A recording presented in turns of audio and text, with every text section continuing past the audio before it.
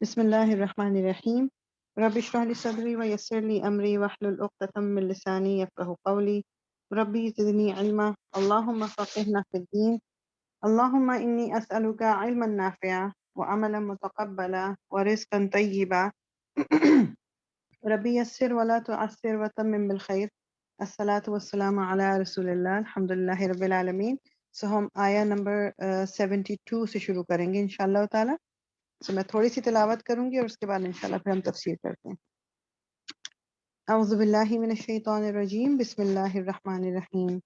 وَإِذْ قَتَلْتُمْ نَفْسًا فَادَّارَأْتُمْ فِيهَا وَاللَّهُ مُخْرِجٌ مَا كُنْتُمْ تَكْتُمُونَ فَقُلْنَا اضْرِبُوهُ بِبَعْضِهَا كَذَلِكَ يُحْيِي اللَّهُ الْمَوْتَى وَيُرِيكُمْ آيَاتِهِ لَعَلَّكُمْ تَعْقِلُونَ ثُمَّ قَسَتْ قُلُوبُكُم مِّن بَعْدِ ذَلِكَ فَهِيَ كَالْحِجَارَةِ أَوْ أَشَدُّ قَسْوَةً وَإِنَّ مِنَ الْحِجَارَةِ لَمَا يَتَفَجَّرُ مِنْهُ الْأَنْهَارُ وَإِنَّ مِنْهَا لَمَا يَشَّقَّقُ فَيَخْرُجُ مِنْهُ الْمَاءُ وَإِنَّ مِنْهَا لَمَا يَهْبِطُ مِنْ خَشْيَةِ اللَّهِ وَمَا اللَّهُ بِغَافِلٍ عَمَّا تَعْمَلُونَ أَفَتَطْمَعُونَ أَن يُؤْمِنُوا لَكُمْ وَقَدْ كَانَ فَرِيقٌ مِّنْهُمْ يسمعون كلام الله ثم يحرفونه من بعد ما عقلوه وهم يعلمون. صدق اللہ العظیم. ہم آیا نمبر 72 سے شروع کر لیتے ہیں. ترجمہ میں شروع کرتی ہوں. بسم اللہ الرحمن الرحیم.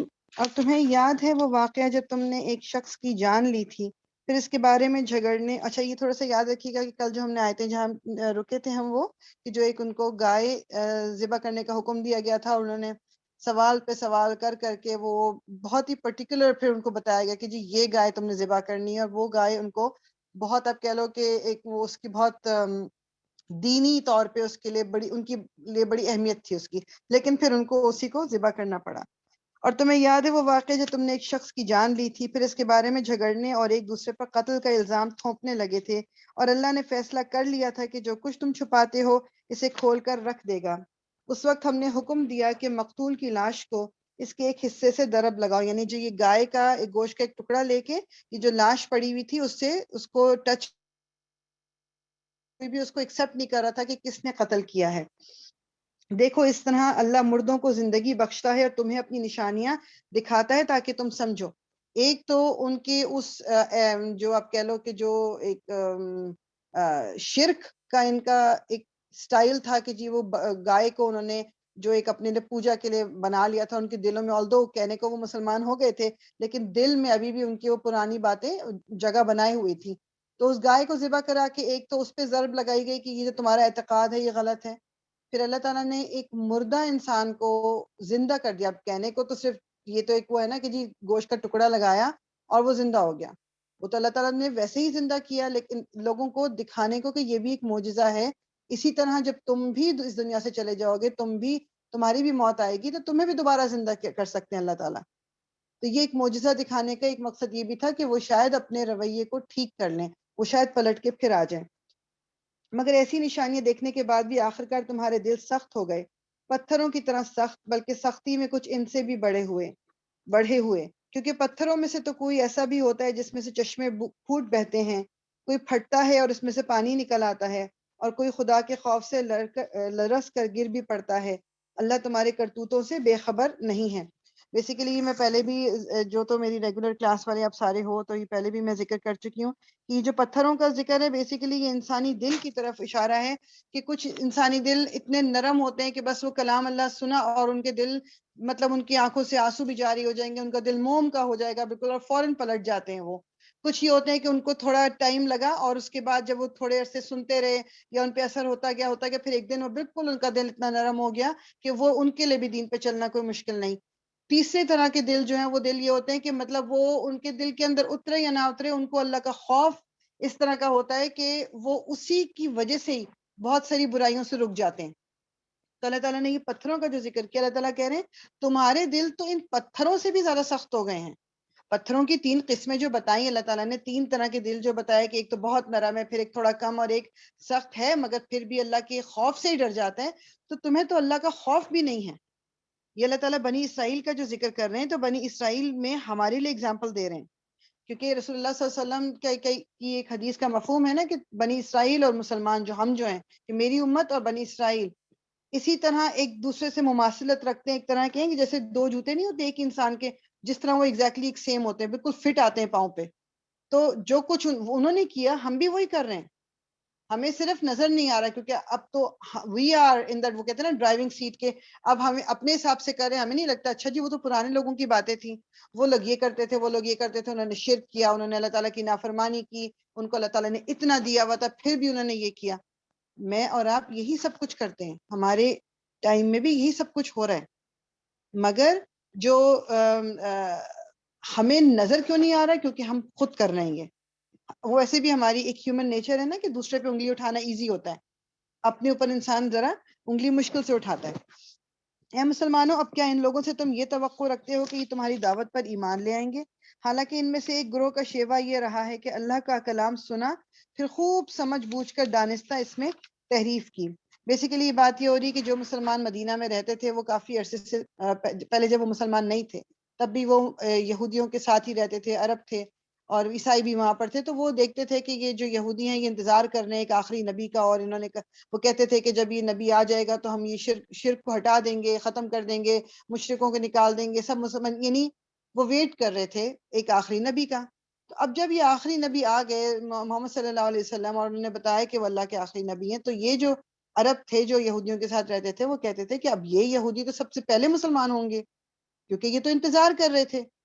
تو وہ بھی مسلمان ہوئے وہ عرب، لیکن جب انہوں نے ان یہودیوں کو دیکھا تو انہوں نے کہا کہ یہ تو مطلب یہ تو مان ہی نہیں رہے رسول اللہ صلی اللہ علیہ وسلم کو، اور یہ تو کتاب، اپنی کتاب میں بھی انہوں نے اتنی ساری الٹی سیدھی چیزیں نکال لی ہیں۔ تو اللہ تعالیٰ کہہ رہے ہیں کہ کیا تم ان لوگوں سے تمہیں امید ہے، ان یہودیوں سے یہ امید ہے، تمہیں بنی اسرائیل سے امید ہے کہ وہ مسلمان ہو جائیں گے؟ انہوں نے تو اپنی کتابوں میں خود ہی اتنی تحریف کر لی ہے۔ وہ ایمان لانے والوں سے ملتے ہیں تو کہتے ہیں کہ ہم بھی نہیں، ہم بھی انہیں مانتے ہیں، اور جب آپس میں ایک دوسرے سے اکیلے میں بات چیت ہوتی ہے تو کہتے ہیں کہ بے وقوف ہو گئے ہو، ان لوگوں کو وہ باتیں بتاتے ہو جو اللہ نے تم پر کھولی ہیں تاکہ تمہارے رب کے پاس تمہارے مقابلے میں انہیں حجت میں پیش کریں، اور کیا یہ جانتے نہیں ہیں کہ جو کچھ ہی چھپاتے ہیں اور جو کچھ ظاہر کرتے ہیں اللہ کو سب باتوں کی خبر ہے۔ ان میں سے ایک دوسرا گروہ امیوں کا ہے جو کتاب کا تو علم نہیں رکھتے، بس اپنی بے بنیاد امیدوں اور آرزوؤں کو لیے بیٹھے ہیں اور محض وہم و گمان پر چلے جا رہے ہیں۔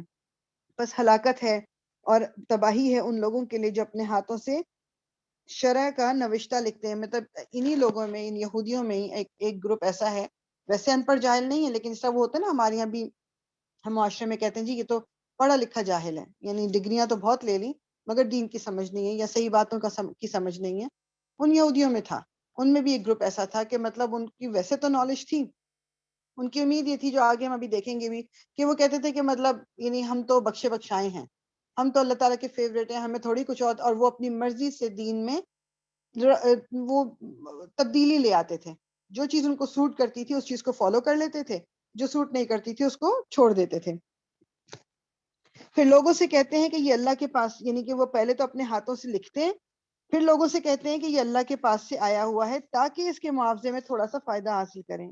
ان کے ہاتھوں کا یہ لکھا بھی ان کے لیے تباہی کا سامان ہے، اور ان کی یہ کمائی بھی ان کے لیے موجب ہلاکت ہے۔ وہ کہتے ہیں کہ دوزخ کی آگ ہمیں ہرگز چھونے والی نہیں، الا یہ کہ چند روز کی سزا مل جائے تو مل جائے۔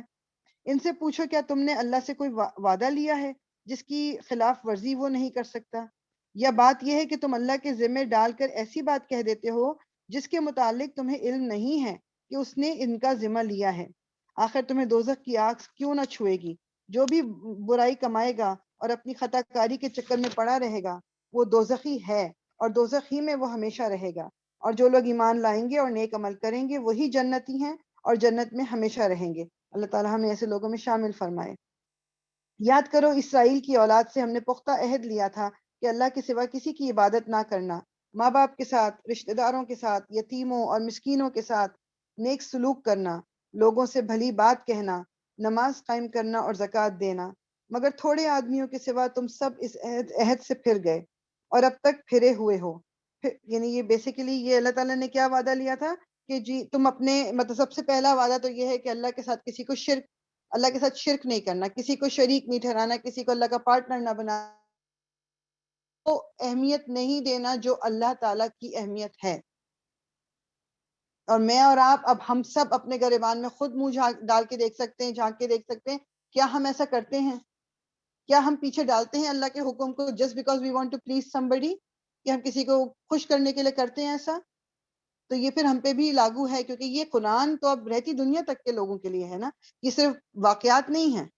پھر ماں باپ کی جو ایک جگہ ہے ہماری زندگی میں، اللہ تعالیٰ نے شرک کے بعد کیا کہا کہ ماں باپ کے ساتھ حسن سلوک کرنا۔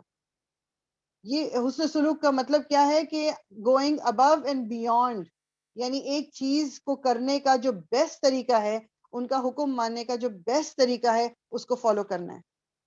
صرف جب وہ آپ کو دین کے اگینسٹ کوئی بات کرتے ہیں، اس وقت ان کی بات سننا آپ پہ اور مجھ پہ فرض نہیں ہے۔ اس کے علاوہ جو کچھ بھی وہ کہتے ہیں کہ جس میں مطلب یہ بات نہیں ہو رہی کہ اب وہ زیادتی ہو رہی سب کچھ، تو آپ کچھ نہیں کہہ سکتے، بالکل کہہ سکتے ہیں، مگر جو ان کی رسپیکٹ ہے، جو ان سے محبت ہے، کہ ان کی طرف اگر آپ محبت سے دیکھتے بھی ہو تو وہ بھی اس کا بھی اجر ہے۔ تو اور پھر لوگوں سے اچھی طریقے سے بات کر لینا، یتیموں اور مسکینوں کے ساتھ اچھا سلوک کرنا، پھر نماز قائم کرنا اور زکوٰۃ دینا۔ اللہ تعالیٰ کہہ رہے ہیں کہ یہ تم سے وعدہ لیا گیا تھا، مگر تھوڑے لوگوں کے سوا تم سب اس عہد سے پھر گئے اور اب تک پھرے ہوئے ہو۔ پھر ذرا یاد کرو، ہم نے تم سے مضبوط عہد لیا تھا کہ آپس میں ایک دوسرے کا خون نہ بہانا اور نہ ایک دوسرے کو گھر سے بے گھر کرنا۔ تم نے اس کا اقرار کیا تھا، تم خود اس پر گواہ ہو، مگر آج وہی تم ہو کہ اپنے بھائی بندوں کو قتل کرتے ہو، اپنی برادری کے کچھ لوگوں کو بے خانما کر دیتے ہو، یعنی گھر سے نکال دیتے ہو، ظلم و زیادتی کے ساتھ ان کے خلاف جتھے بندیاں کرتے ہو، یعنی گروپ بازی کرتے ہو، اور جب وہ لڑائی میں پکڑے ہوئے تمہارے پاس آتے ہیں تو ان کی رہائی کے لیے فدیے کا لین دین کرتے ہو، حالانکہ انہیں ان کے گھر سے نکالنا ہی سرے سے تم پر حرام تھا۔ یعنی بیسیکلی جب یہ حضرت موسیٰ حضرت ہارون کی ڈیتھ ہو گئی تو اس کے بعد حضرت یوشع تھے، ان کی لیڈرشپ کے انڈر یہ جو بنی اسرائیل تھے، انہوں نے فلسطین کے علاقے فتح کرنے شروع کر دیے تھے، اور پھر فلسطین میں یہ 12 قبیلے تھے نا، تو ایک جگہ نہیں سارے مل کے رہے، انہوں نے اپنی اپنی ایک طرح سے آپ کہہ لو کہ اپنے اپنے ایریے بنا لیے، جو 12 قبیلے تھے انہوں نے 12 ایریے اپنے بنا لیے۔ اب اس میں کیا کرتے تھے کہ ظاہری بات ہے کہ اللہ تعالیٰ نے تو ساتھ رہنے کا اور سب کو ایک ساتھ سب کا حکم دیا تھا، تو انہوں نے اس میں کیا کرتے ہیں، آپس کی لڑائیاں شڑائیاں کرتے رہتے، یا اتنا تنگ کرتے تھے، کسی ایک گروپ نے دوسرے کو اتنا تنگ کیا کہ وہ اپنے گھر چھوڑ کے ان کو کسی دوسری جگہ جا کے پناہ لینی پڑی، اور پھر جب جس جگہ انہوں نے پناہ لی اگر وہاں پر ان پہ کوئی ظلم ہوتا تو پھر یہ لوگ جنہوں نے ان کو گھر سے نکالا تھا وہ جاتے اور ان کو فدیہ دے کے چھڑا کے لاتے کہ نہیں نہیں، ہماری کتاب میں لکھا ہے کہ ہم نے بنی اسرائیل کا ساتھ دینا ہے۔ تو اللہ تعالیٰ کیا کہہ رہے ہیں کہ تمہارے لیے یہی غلط تھا کہ ان کو گھر سے نکالو، تو تم ایک چیز تو مان رہے ہو کہ ہاں جی تم نے ان کا ساتھ دینا ہے، مگر ان کو گھر سے کیوں نکالا؟ بات اس میں میرے اور آپ کے لیے کیا نکلتی ہے کہ ہم پک اینڈ چوز جو کر لیتے ہیں نا، نہیں نہیں یہ غلط، اس پوائنٹ پہ آپ آئے کیوں؟ پہلے ہی سٹیپ کو آپ نے کیوں کیا؟ وہ آپ کو آسان لگ رہا تھا، آپ نے وہ غلط بات کر لی، لیکن جب آپ کو لگا کہ یہ ایزی ہو کے نہیں، اب تو بات ذرا بڑھ رہی ہے، تو اللہ تعالیٰ نے تو یہ کہا ہوا ہے تو میں وہ کر لوں۔ تو میں اور آپ بھی ایک حصے کو مانتے ہیں، کتاب کے ایک حصے کو نہیں مانتے۔ تو وہ لوگ بھی یہی کرتے تھے۔ اللہ تعالیٰ کہہ رہے ہیں کہ یعنی حالانکہ انہیں ان کے گھروں سے نکالنا ہی صرف سے تم پر حرام تھا، تو کیا تم کتاب کے ایک حصے پر ایمان لاتے ہو اور دوسرے حصے کے ساتھ کفر کرتے ہو؟ پھر تم میں سے جو لوگ ایسا کریں ان کی سزا اس کے سوا اور کیا ہے کہ دنیا کی زندگی میں ذلیل و خوار ہو کر رہیں اور آخرت میں شدید ترین عذاب کی طرف پھیر دیے جائیں۔ اللہ ان کی حرکات سے بے خبر نہیں ہے جو تم کر رہے ہو، اللہ ان حرکات سے بے خبر نہیں ہے جو تم کر رہے ہو۔ یہ وہ لوگ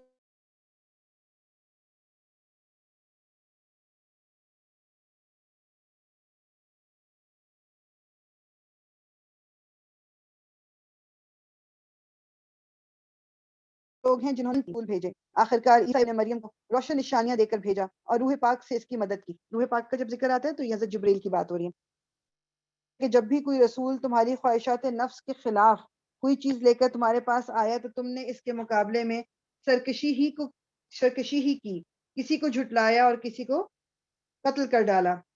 وہ کہتے ہیں کہ ہمارے دل محفوظ ہیں. نہیں، اصل بات یہ ہے کہ ان کے کفر کی وجہ سے ان پر اللہ کی پھٹکار پڑی ہے. یعنی وہ کیا کہتے تھے، یہاں پر جو عربی میں لکھا ہوا ہے، وہ قالوا قلوبنا غلف، کہ غلاف کے اندر ہمارے دین ہے، تم کچھ بھی کہتے رہو. ہمارا جو دین ہے، ہمارے پاس جو دین تھا وہ پکا، مطلب مضبوط ہے، ہم پر تمہاری کسی بات کا جو ہے وہ اثر نہیں ہونے والا ہے. ٹھیک، تو اللہ تعالیٰ کیا کہہ رہے ہیں کہ وہ کہتے ہیں کہ ہمارے دل محفوظ ہیں. نہیں، بلکہ اصل بات یہ ہے کہ ان کے کفر کی وجہ سے ان پر اللہ کی پھٹکار پڑی ہے. یعنی تم کیا نہیں مانو گے قرآن کو، یا تم کیا نہیں مانو گے اللہ کے حکم کو، اللہ نے تمہارے دلوں کو بند کر دیا، کیونکہ اتنا زیادہ حد سے بڑھ گئے، ایک ہی چیز کو ریپیٹ کر کر کے ان کو بتایا گیا، لیکن جب نہیں سنا تو پھر ان کے دل پہ اللہ تعالیٰ نے مہر لگا دی، اس لیے وہ کم ہی ایمان لاتے ہیں. اور اب جو ایک کتاب اللہ تعالیٰ کی طرف سے ان کے پاس آئی ہے، اس کے ساتھ ان کا کیا برتاؤ ہے، باوجود یہ کہ وہ اس کتاب کی تصدیق کرتی ہے جو ان کے پاس پہلے سے موجود تھی، باوجود یہ کہ اس کی آمد سے پہلے وہ خود کفار کے مقابلے میں فتح و نصرت کی دعائیں مانگا کرتے تھے، مگر جب وہ چیز آ گئی جسے وہ پہچان بھی گئے تو انہوں نے اسے ماننے سے انکار کر دیا. خدا کی لعنت ہے ان منکرین پر. کیسا برا ذریعہ ہے جس سے یہ اپنے نفس کی تسلی حاصل کرتے ہیں کہ جو ہدایت اللہ نے نازل کی ہے اس کو قبول کرنے سے صرف اس ضد کی بنا پر انکار کر رہے ہیں کہ اللہ نے اپنے فضل سے اپنے جس بندے کو خود چاہا نوازا، لہٰذا اب یہ غضب بالائے غضب کے مستحق ہو گئے ہیں، اور ایسے کافروں کے لیے سخت ذلت آمیز سزا مقرر ہے. جب ان سے کہا جاتا ہے کہ جو کچھ اللہ نے نازل کیا ہے اس پر ایمان لاؤ، تو وہ کہتے ہیں ہم تو صرف اس چیز پر ایمان لاتے ہیں جو ہمارے ہاں یعنی نسل اسرائیل میں اتری ہے. اس دائرے کے باہر جو کچھ آیا ہے اسے ماننے سے وہ انکار کرتے ہیں، حالانکہ وہ حق ہے اور اس تعلیم کی تصدیق و تائید کر رہا ہے جو ان کے پاس پہلے سے موجود تھی. اچھا، ان سے کہو اگر تم اس تعلیم ہی پر ایمان رکھنے والے ہو جو تمہارے پاس آئی تھی، تو اس سے پہلے اللہ کے ان پیغمبروں کو جو خود بنی اسرائیل میں پیدا ہوئے تھے انہیں کیوں قتل کرتے رہے؟ جسے پہلے میں نے بتایا نا، حضرت یحییٰ کو بھی قتل کیا گیا تھا، حضرت اور بھی جو کچھ جو جن کے بارے میں اتنی ڈیٹیل نہیں ملتی. آواز یہ بھی جی ہلو، آواز نہیں آ رہی؟ بیچ بیچ میں کافی کٹ رہی ہے میرے لیے تو. اچھا، اور کسی کے لیے بھی؟ میرے لیے بالکل ٹھیک ہے. اوکے، میرے پاس بھی ٹھیک ہے فریال. اوکے، جزاک اللہ خیر، جزاک اللہ خیر. سو جو پہلے کافی سارے نبی تھے جو کہ وہ تو آئے بنی اسرائیل میں سے تھے، تو پھر اللہ تعالیٰ کہہ رہے ہیں کہ اگر تم یہ کہہ رہے ہو کہ جی ہم میں سے نبی آئے گا تو اس کو ہم فالو کریں گے ہماری کتاب پہ، تو تمہاری کتاب کو فالو کرتے ہوئے تو اتنے نبی آئے تھے، ان کو کیوں قتل کیا؟ پھر ان کو کیوں نہیں مان لیا؟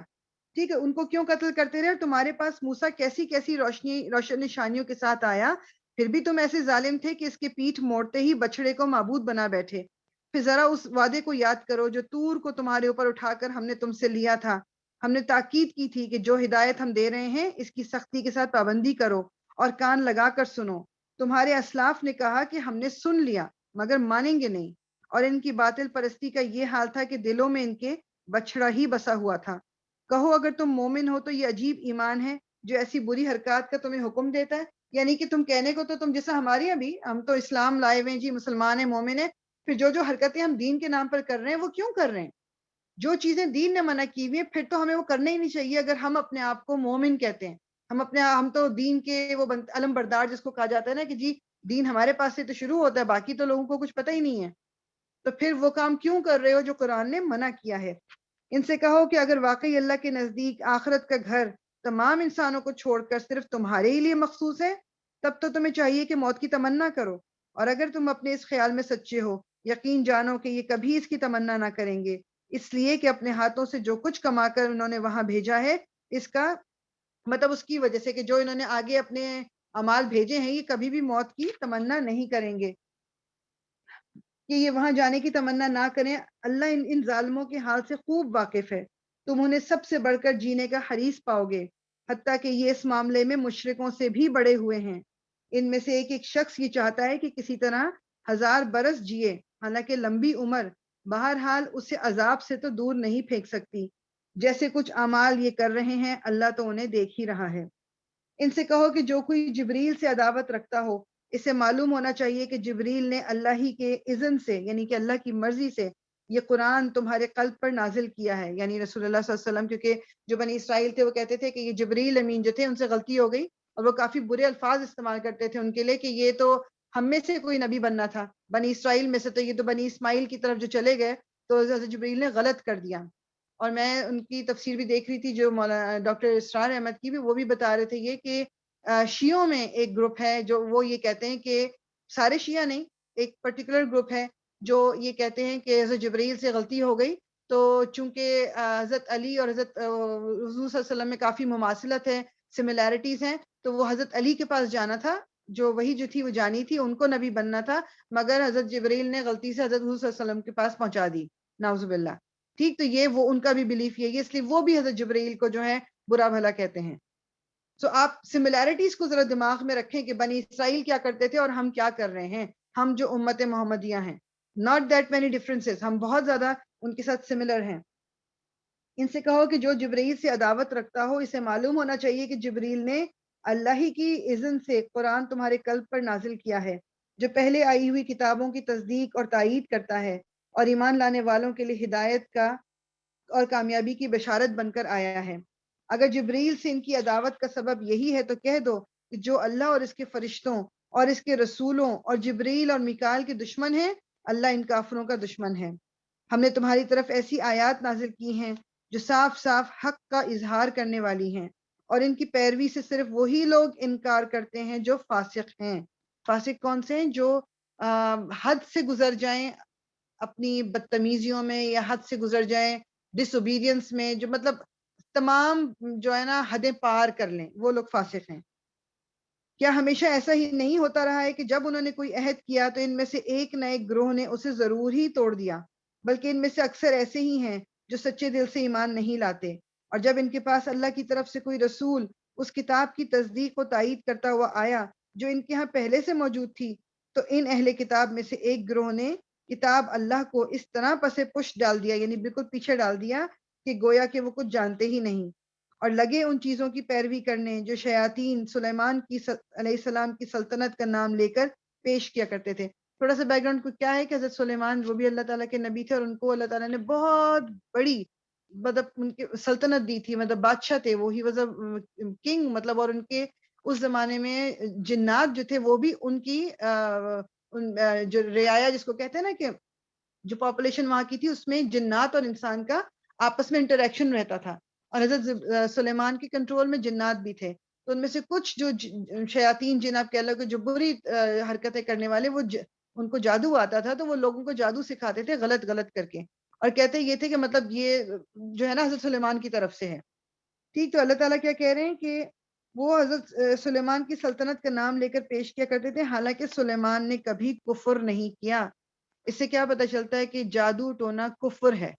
اللہ تعالیٰ کہہ رہے ہیں کہ سلیمان نے کبھی کفر نہیں کیا، یعنی انہوں نے جادو نہیں سکھایا، لیکن یہ کفر کے مرتکب تو وہ شیاطین تھے جو لوگوں کو جادوگری کی تعلیم دیتے تھے. شیطان جو یہ جنات کی فارم میں تھے وہ جادو سکھاتے تھے لوگوں کو. وہ پیچھے پڑے اس چیز کے جو بابل میں دو فرشتوں ہاروت و ماروت پر نازل کی گئی تھی. بابل جو نام ہے یہ عراق کا پرانا نام ہے. تو اللہ تعالیٰ نے وہاں لوگوں کی، آپ کہہ لو کہ وہاں کیونکہ جادو ٹونے میں بہت زیادہ ان ہو گئے تھے وہ لوگ، تو ان کی آزمائش کے لیے دو فرشتے تھے ہاروت اور ماروت، ان کو اللہ تعالیٰ نے پھر بھیجا تھا، اور وہ لوگوں کو پہلے بتاتے تھے کہ ہم تمہارے لیے آزمائش ہیں، تم جادو یہ والا مت سیکھو، مگر وہ لوگ پھر بھی نہیں مانتے تھے تاکہ اللہ تعالیٰ کی حجت پوری ہو جائے. جیسے فار ایگزامپل میں آپ کو بتاؤں، یا ہمیں بچپن سے بتایا جاتا ہے کہ یہ جو آگ ہے وہ تمہارے ہاتھ کو جلا دے گی. اب میں کہوں نہیں میرا مطلب مجھے سے کوئی فرق نہیں پڑتا، میں پھر بھی اپنا ہاتھ آگ کے اندر ڈالوں گی تو کیا ہوگا؟ مجھے بتا تو دیا گیا، اب یہ میرا قصور ہوگا کہ میں نے اپنا ہاتھ آگ میں کیوں ڈالا. تو وہ فرشتے بھی لوگوں کو کلیئر کر دیتے تھے کہ ہم اللہ کی طرف سے آزمائش ہیں، تم یہ مت سیکھو. مگر لوگ جو تھے وہ مانتے نہیں تھے، اور وہ سیکھتے تھے. اور خاص طور پہ وہ کیا کہتے ہیں، حالانکہ وہ فرشتے جب بھی کسی کو اس کی تعلیم دیتے تھے تو پہلے صاف طور پر متنبع کر دیا کرتے تھے کہ دیکھو ہم محض ایک آزمائش ہیں، تو کفر میں مبتلا نہ ہو. اور پھر بھی یہ لوگ ان سے وہ چیز سیکھتے تھے جس سے شوہر اور بیوی میں جدائی ڈال دیں. یہ آج کل کیا ہوتا ہے، شوہر بیوی میں جدائی، نہیں تو ایک اور بھی طریقہ ہوتا ہے کہ نہیں جادو سیکھ لو، یہ والی پڑیا کھلا دینا شوہر کو، شوہر تمہارے قدموں میں، مطلب. اور پتہ نہیں کیا کیا، مطلب یعنی اس طرح کے یہ آج کل بھی ہوتا ہے ہمارے ملک میں، پاکستان میں، انڈیا میں، جہاں جہاں مسلمان ہیں، یہ ابھی بھی یہ حرکتیں ہوتی ہیں. جس سے شوہر اور بیوی میں جدائی ڈال دیں. ظاہر تھا کہ اذن الہی کے بغیر وہ اس ذریعے سے کسی کو بھی ضرر نہیں پہنچا سکتے تھے. Everything said. ایک چیز پھر بھی دماغ میں کیا رکھنی ہے, جادو اس وقت تک اثر نہیں کر سکتا, کوئی برائی اس وقت تک آپ کے اوپر اثر نہیں کر سکتی جب تک اللہ تعالیٰ کی مرضی نہ ہو اس پہ.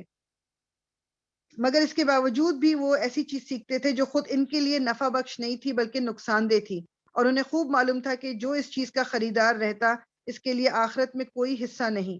کتنی بری متاع تھی جس کے بدلے انہوں نے اپنی جانوں کو بیچ ڈالا. کاش انہیں معلوم ہوتا. یعنی جس نے جادو ٹونا سیکھا, جادو ٹونا کیا, اس کے لیے آخرت میں زیرو, کچھ بھی نہیں ہے, وہ نقصان میں ہے. اگر وہ ایمان اور تقوی اختیار کرتے تو اللہ کے ہاں اس کا جو بدلہ ملتا وہ ان کے لیے زیادہ بہتر تھا. کاش انہیں خبر ہوتی. اچھا, آج ہم 5:30 بجے انشاءاللہ بریک لیں گے نماز کے. اے لوگوں جو ایمان لائے ہو, رائنا نہ کہا کرو بلکہ انظرنا کہو اور توجہ سے بات کو سنو. ابھی رائنا جو ہے, رائنا کا مطلب ہوتا ہے کہ ہماری طرف ہم سے رعایت کیجئے, ہماری طرف ہمیں موقع دیجئے یا ہماری طرف دیکھیے.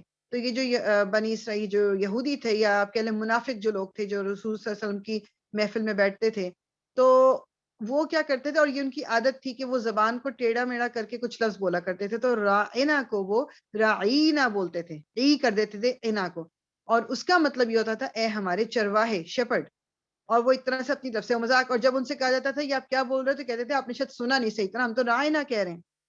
تو اللہ تعالیٰ تو سب جانتا ہے. اللہ تعالیٰ نے کہا کہ اب مسلمان بھی چونکہ یہی رائنا بولتے تھے, وہ تو پورے دل سے صحیح بات بول رہے ہوتے تھے, لیکن اللہ تعالیٰ نے ان کو بھی کہہ دیا کہ اب تم لوگ رائنا نہ بولو, تم لوگ کا انظرنا یعنی ہماری توجہ ہوئی ہے. یہ کافر تو عذاب علیم کے مستحق ہیں, یہ لوگ جنہوں نے دعوت حق کو قبول کرنے سے انکار کر دیا ہے, خواہ اہل کتاب میں سے ہوں یا مشرک ہوں. ہرگز یہ پسند نہیں کرتے کہ تمہارے رب کی طرف سے تم پر کوئی بھلائی نازل ہو, مگر اللہ جس کو چاہتا ہے اپنی رحمت کے لیے چن لیتا ہے, اور وہ بڑا فضل فرمانے والا ہے. ہم اپنی جس آیت کو منسوخ کر دیتے ہیں یا بھلا دیتے ہیں, اس کی جگہ اس سے بہتر لاتے ہیں, یا کم از کم ویسی ہی. کیا تم جانتے نہیں ہو کہ اللہ ہر چیز پر قدرت رکھتا ہے؟ کیا تمہیں خبر نہیں ہے کہ زمین اور آسمان کی فرما روائی اللہ ہی کے لیے ہے, اور اس کے سوا کوئی تمہاری خبرگیری کرنے اور تمہاری مدد کرنے والا نہیں ہے؟ پھر کیا تم اپنے رسولوں سے اس قسم کے سوالات اور مطالبے کرنا چاہتے ہو جیسے اس سے پہلے موسیٰ سے کیے جا چکے ہیں؟ حالانکہ جس شخص نے ایمان کی روش کو کفر کی روش سے بدل دیا, وہ راہ راست سے بھٹک گیا.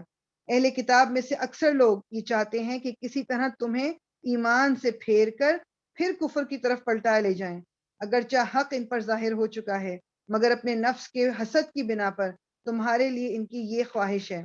اس کے جواب میں تم عفو درگزر سے کام لو, یعنی تم معاف کر دو. وہ لوگ تو تمہارے ساتھ غلط رویہ کر رہے ہیں, وہ چاہتے ہیں کہ کسی طرح تمہیں کفر کی طرف دوبارہ پلٹا دیں, مگر تم ان سے عفو درگزر سے کام لو یہاں تک کہ اللہ خود ہی اپنا فیصلہ نافذ کر دے. مطمئن رہو کہ اللہ تعالیٰ ہر چیز پر قدرت رکھتا ہے. نماز قائم کرو اور زکوٰۃ دو, تم اپنی عاقبت کے لیے جو بھلائی کما کر آگے بھیجو گے اللہ کے ہاں اسے موجود پاؤ گے. جو کچھ تم کرتے ہو سب اللہ کی نظر میں ہے. ان کا کہنا ہے کہ کوئی شخص جنت میں نہ جائے گا جب تک کہ وہ یہودی نہ ہو یا عیسائیوں کے خیال کے مطابق عیسائی نہ ہو. یعنی یہود و نصارہ یہ کہتے تھے کہ نصارہ یہ کہتے تھے جو عیسائی تھے کہ کوئی عیسائی نہیں ہوگا تو وہ جنت میں نہیں جائے گا. یہودی یہ کہتے تھے کہ جو یہودی نہیں ہوگا وہ جنت میں نہیں جائے گا. اب ہمارے یہاں تھوڑا سا اس کا کیا ہو گیا, ہم کون سے فتوے دیتے ہیں, یہ تو چلو وہ اپنے کسی بیسس پہ کہتے تھے نا کہ کوئی خرابیاں, جو اب ہم کیا کرتے ہیں, سب مسلمان جو ہیں وہ دیوبندی کہتے ہیں کہ جی وہ جنت میں جائیں گے, صرف دوسرے نہیں جائیں گے. اہل حدیث کچھ اور کہتے ہیں, اہل سنت کچھ اور کہتے ہیں, اور جو وہ بریلوی جو ہیں وہ کچھ اور کہتے ہیں, جو ہم نے گروپ بنا لیے. سب ایک دوسرے پہ فتوے ڈالتے رہتے ہیں کہ جی یہ جنتی ہے اور یہ دوزخی ہے. پہلی چیز تو یہ کہ دماغ میں جسم اپنے دل میں اور اپنی عقل میں یہ چیز بٹھا لینی ہے, میں نے اور آپ نے, میں اور آپ کسی کے اوپر فتویٰ نہیں لگا سکتے جنت یا دوزخ کا. ہم جانتے ہی نہیں. میں اپنا نہیں بتا سکتی کہ میں کدھر جانے والی ہوں, میں دوسرے کا کیا کہہ سکتی ہوں؟ اللہ تعالیٰ نے یہ رائٹ مجھے نہیں دیا. تو میں اور آپ کسی اور کے اوپر انگلی نہیں اٹھائیں گے کہ یہ دوزخی ہے, یہ تو جہنم میں جائے گا. ہم کتنے آرام سے کہہ دیتے ہیں. ہم کسی کی برائی کو دیکھ کے یہ تو کہہ سکتے ہیں کہ اللہ تعالیٰ اس کو ہدایت دے دے, اللہ تعالیٰ اس کی برائی سے دور کر دے, اس کو پتہ نہیں چل رہا کہ کیا کرے. لیکن میں اور آپ کو ہم یہ نہیں کہہ سکتے کہ یہ تو جہنم میں جائے گا, دیکھو کیا کر رہا ہے یہ. ان کا کہنا ہے کوئی شخص جنت میں نہ جائے گا جب تک کہ وہ یہودی نہ ہو یا عیسائی نہ ہو. یہ ان کی تمنائیں ہیں. ان سے کہو اپنی دلیل پیش کرو اگر تم اپنے دعوے میں سچے ہو. دراصل نہ تمہاری کچھ خصوصیت ہے نہ کسی اور کی. حق یہ ہے کہ جو بھی اپنی ہستی کو اللہ کی اطاعت میں سونپ دے گا اور عملاً نیک روش پر چلے گا، اس کے لیے اس کے رب کے پاس اس کا اجر ہے، اور ایسے لوگوں کے لیے کسی خوف یا رنج کا کوئی موقع نہیں ہوگا. یعنی اور جگہوں پہ بھی آ چکا ہے نا کہ تقوی، اللہ کا خوف، اللہ کی آگے سر کو جھکانا، وہ بتائے گا ہمیں کہ کون جنت میں جا رہا ہے اور کون دوزخ میں جا رہا ہے. یہ میرا مطلب کسی کیٹیگری کو بلونگ کرنا، کسی گروپ کو بلونگ کرنا، یہ کسی چیز کی کوئی بھی گارنٹی نہیں ہے. یہودی کہتے ہیں کہ عیسائیوں کے پاس کچھ نہیں ہے، عیسائی کہتے ہیں یہودیوں کے پاس کچھ نہیں، حالانکہ دونوں ہی کتاب پڑھتے ہیں. اور اسی قسم کے دعوے ان لوگوں کے بھی ہیں جن کے پاس کتاب کا علم نہیں ہے. یہ اختلافات جس میں یہ لوگ مبتلا ہیں، ان کا فیصلہ اللہ قیامت کے روز کر دے گا. اور اس شخص سے بڑھ کر ظالم کون ہوگا جو اللہ کے معبودوں میں، یعنی اللہ کے جو گھر ہے، مسجد ہے، گرجے، اس کے نام کی یاد سے روکیں اور ان کی ویرانی کے در پہ ہو. ایسے لوگ اس قابل ہیں کہ ان عبادت گاہوں میں قدم نہ رکھیں، اور اگر وہاں جائیں بھی تو ڈرتے ڈرتے جائیں. ان کے لیے تو دنیا میں رسوائی ہے اور آخرت میں عذاب عظیم. ایک چیز دماغ میں یہ رکھنی کہ آف کورس میں اور آپ، ہم مسلمان ہیں الحمدللہ، تو ہمارے لیے اللہ کا گھر صرف ایک ہے، وہ مسجد ہے. ٹھیک، تو مسجد میں بعض دفعہ مسجدوں کے ساتھ بھی جو کیا، وہاں پر لوگوں کی جانیں چلی جاتی ہیں، یا لوگوں نے بیسیکلی مسجدوں کے دروازے کچھ گروپس کے لیے بند کر دیے ہیں، کچھ کے لیے کھول دیے ہیں، وہ بھی اس میں انکلوڈیڈ ہے اس بات میں. لیکن اس میں دوسری بات، دوسرے لوگوں کے بھی جو جیسے گرجے ہیں، یعنی چرچز ہیں، یا ان کا سینگاگ ہے، یا جو مندر ہیں، اس میں اس پوائنٹ آف ویو سے یہ داخل ہے کہ جو ہمیں ایز اے مسلم یہ اجازت نہیں دی گئی کہ ہم کسی دوسرے کا جو عبادت کی جگہ اس کو جا کے جی توڑ پھوڑ کر دو یا اس کو بم دھماکے سے اڑا دو. کیا یہ ان کو آزادی ہے، وہ اپنے جو دین پہ اگر وہ چلنا چاہیں، ہم ان کو روک نہیں سکتے. ہاں، وہ ایک حکومت کے لیول پہ جو ایک ریکوائرمنٹ ہے، جو ایک اسلامی شریعت کی ریکوائرمنٹ ہے، یہ کہ وہ ان کو آپ اس طرح سے وہ اپنے پرچار نہیں کر سکتے اپنے دین کا، یا جو بھی کچھ، یا مسلمان جو ہیں اس میں اس طرح اس میں پارٹیسپیٹ نہیں کر سکتے. یہ سب کچھ اپنی جگہ ویلڈ ہے، لیکن کسی کو اس کے دین کو فالو کرنے سے یہ ہمیں اسلام نے نہیں کہا کہ ہم ان کو روکیں گے. تو کون، اللہ تعالیٰ کیا کہہ رہے ہیں، کون اس سے بڑھ کر ظالم ہوگا کہ جو اللہ کے گھروں، اللہ کے گھر جو ہے، جو جہاں پر یعنی عبادت گاہوں کو جو ان کو نقصان پہنچاتا ہے یا کیا کرتا ہے. مشرق اور مغرب سب اللہ کے ہیں، جس طرف بھی تم رخ کرو گے اسی طرف اللہ کا رخ ہے، اور اللہ بڑی وسعت والا اور سب کچھ جاننے والا ہے. ان کا قول ہے کہ اللہ نے کسی کو بیٹا بنایا ہے، اللہ پاک ہے ان باتوں سے. اصل حقیقت یہ ہے کہ زمین اور آسمانوں کی تمام موجودات اس کی مالک ہیں، اس کی ملک ہیں، سب کے سب اس کے مطیع فرمان ہیں، اور وہ آسمانوں اور زمین کا موجد ہے، اور جس بات کا وہ فیصلہ کرتا ہے اس کے لیے بس یہ حکم دیتا ہے کہ ہو جا، اور وہ ہو جاتی ہے. نادان کہتے ہیں کہ اللہ خود ہم سے بات کیوں نہیں کرتا، یا کوئی نشانی ہمارے پاس کیوں نہیں آتی. ایسی ہی باتیں ان سے پہلے لوگ بھی کیا کرتے تھے. ان سب اگلے پچھلے گمراہوں کی ذہنیتیں ایک جیسی ہیں. یقین لانے والوں کے لیے تو ہم نشانیاں صاف صاف نمایاں کر چکے ہیں. اس سے بڑھ کر نشانی کیا ہوگی کہ ہم نے تم کو علم حق کے ساتھ خوشخبری دینے والا اور ڈرانے والا بنا کر بھیجا. اب جو لوگ جہنم سے رشتہ جوڑ چکے ہوں، ان کی طرف سے تم ذمہ دار اور جواب دہ نہیں ہو. یہودی اور عیسائی تم سے ہرگز راضی نہ ہوں گے جب تک تم ان کے طریقے پر نہ چلنے لگو. صاف کہہ دو کہ راستہ بس وہی ہے جو اللہ نے بتایا ہے، ورنہ اگر اس علم کے بعد جو تمہارے پاس آ چکا ہے تم نے ان کی خواہشات کی پیروی کی، تو اللہ کی پکڑ سے بچانے والا کوئی دوست اور مددگار تمہارے لیے نہیں ہے. یہ اللہ تعالیٰ رسول اللہ صلی اللہ علیہ وسلم کے ذریعے ہم تک پیغام پہنچا رہے ہیں کہ اگر تم نے ایسے لوگوں کو اپنا ساتھی بنا کے اور ان کے نقش قدم پہ چل پڑے جو دین سے تمہیں دور لے کے جا رہے ہیں، تو تمہارا آخرت میں نہ کوئی مددگار ہوگا، نہ تمہاری کوئی شفاعت، یہ آگے بھی آئے گا نا کہ شفاعت ہوگی، نہ کوئی تمہارا دوست ہوگا. جن لوگوں کو ہم نے کتاب دی ہے وہ اسے اس طرح پڑھتے ہیں جیسا کہ پڑھنے کا حق ہے. یہ کتاب، یہ قرآن جو مجھے اور آپ کو دیا گیا، اس کا حق کیا ہے؟ اس کو پڑھا جائے، صحیح طریقے سے پڑھا جائے، اس کو سمجھا جائے، اس پہ یقین کیا جائے، اس پر عمل کیا جائے. یہ حق ہے قرآن کا ہمارے اوپر. اللہ تعالیٰ کہہ رہے ہیں کہ ہم نے کتاب جن لوگوں کو دی ہے وہ اسے اس طرح پڑھتے ہیں جیسا کہ پڑھنے کا حق ہے، وہ اس پر سچے دل سے ایمان لاتے ہیں، اور جو اس کے ساتھ کفر کا رویہ اختیار کریں وہی اصل میں نقصان اٹھانے والے ہیں. اے بنی اسرائیل، یاد کرو میری وہ نعمت جس سے میں نے تمہیں نوازا تھا، اور یہ کہ میں نے تمہیں دنیا کی تمام قوموں پر فضیلت دی تھی. اور ڈرو اس دن سے جب کوئی کسی کے ذرا کام نہ آئے گا، نہ کسی سے فدیہ قبول کیا جائے گا، نہ کوئی سفارش ہی آدمی کو فائدہ دے گی، اور نہ مجرموں کو کہیں سے کوئی مدد پہنچ سکے گی۔ یہ میرے اور آپ کے لیے بھی یاد رکھنے والی بات ہے، ٹھیک ہے؟ یہ اس دن جب ہم اللہ تعالیٰ کے سامنے کھڑے ہوں گے، کوئی ہماری کوئی مدد نہیں کر سکتا، میں اور آپ اکیلے کھڑے ہوں گے، اکیلے جواب دہی ہوگی ہماری۔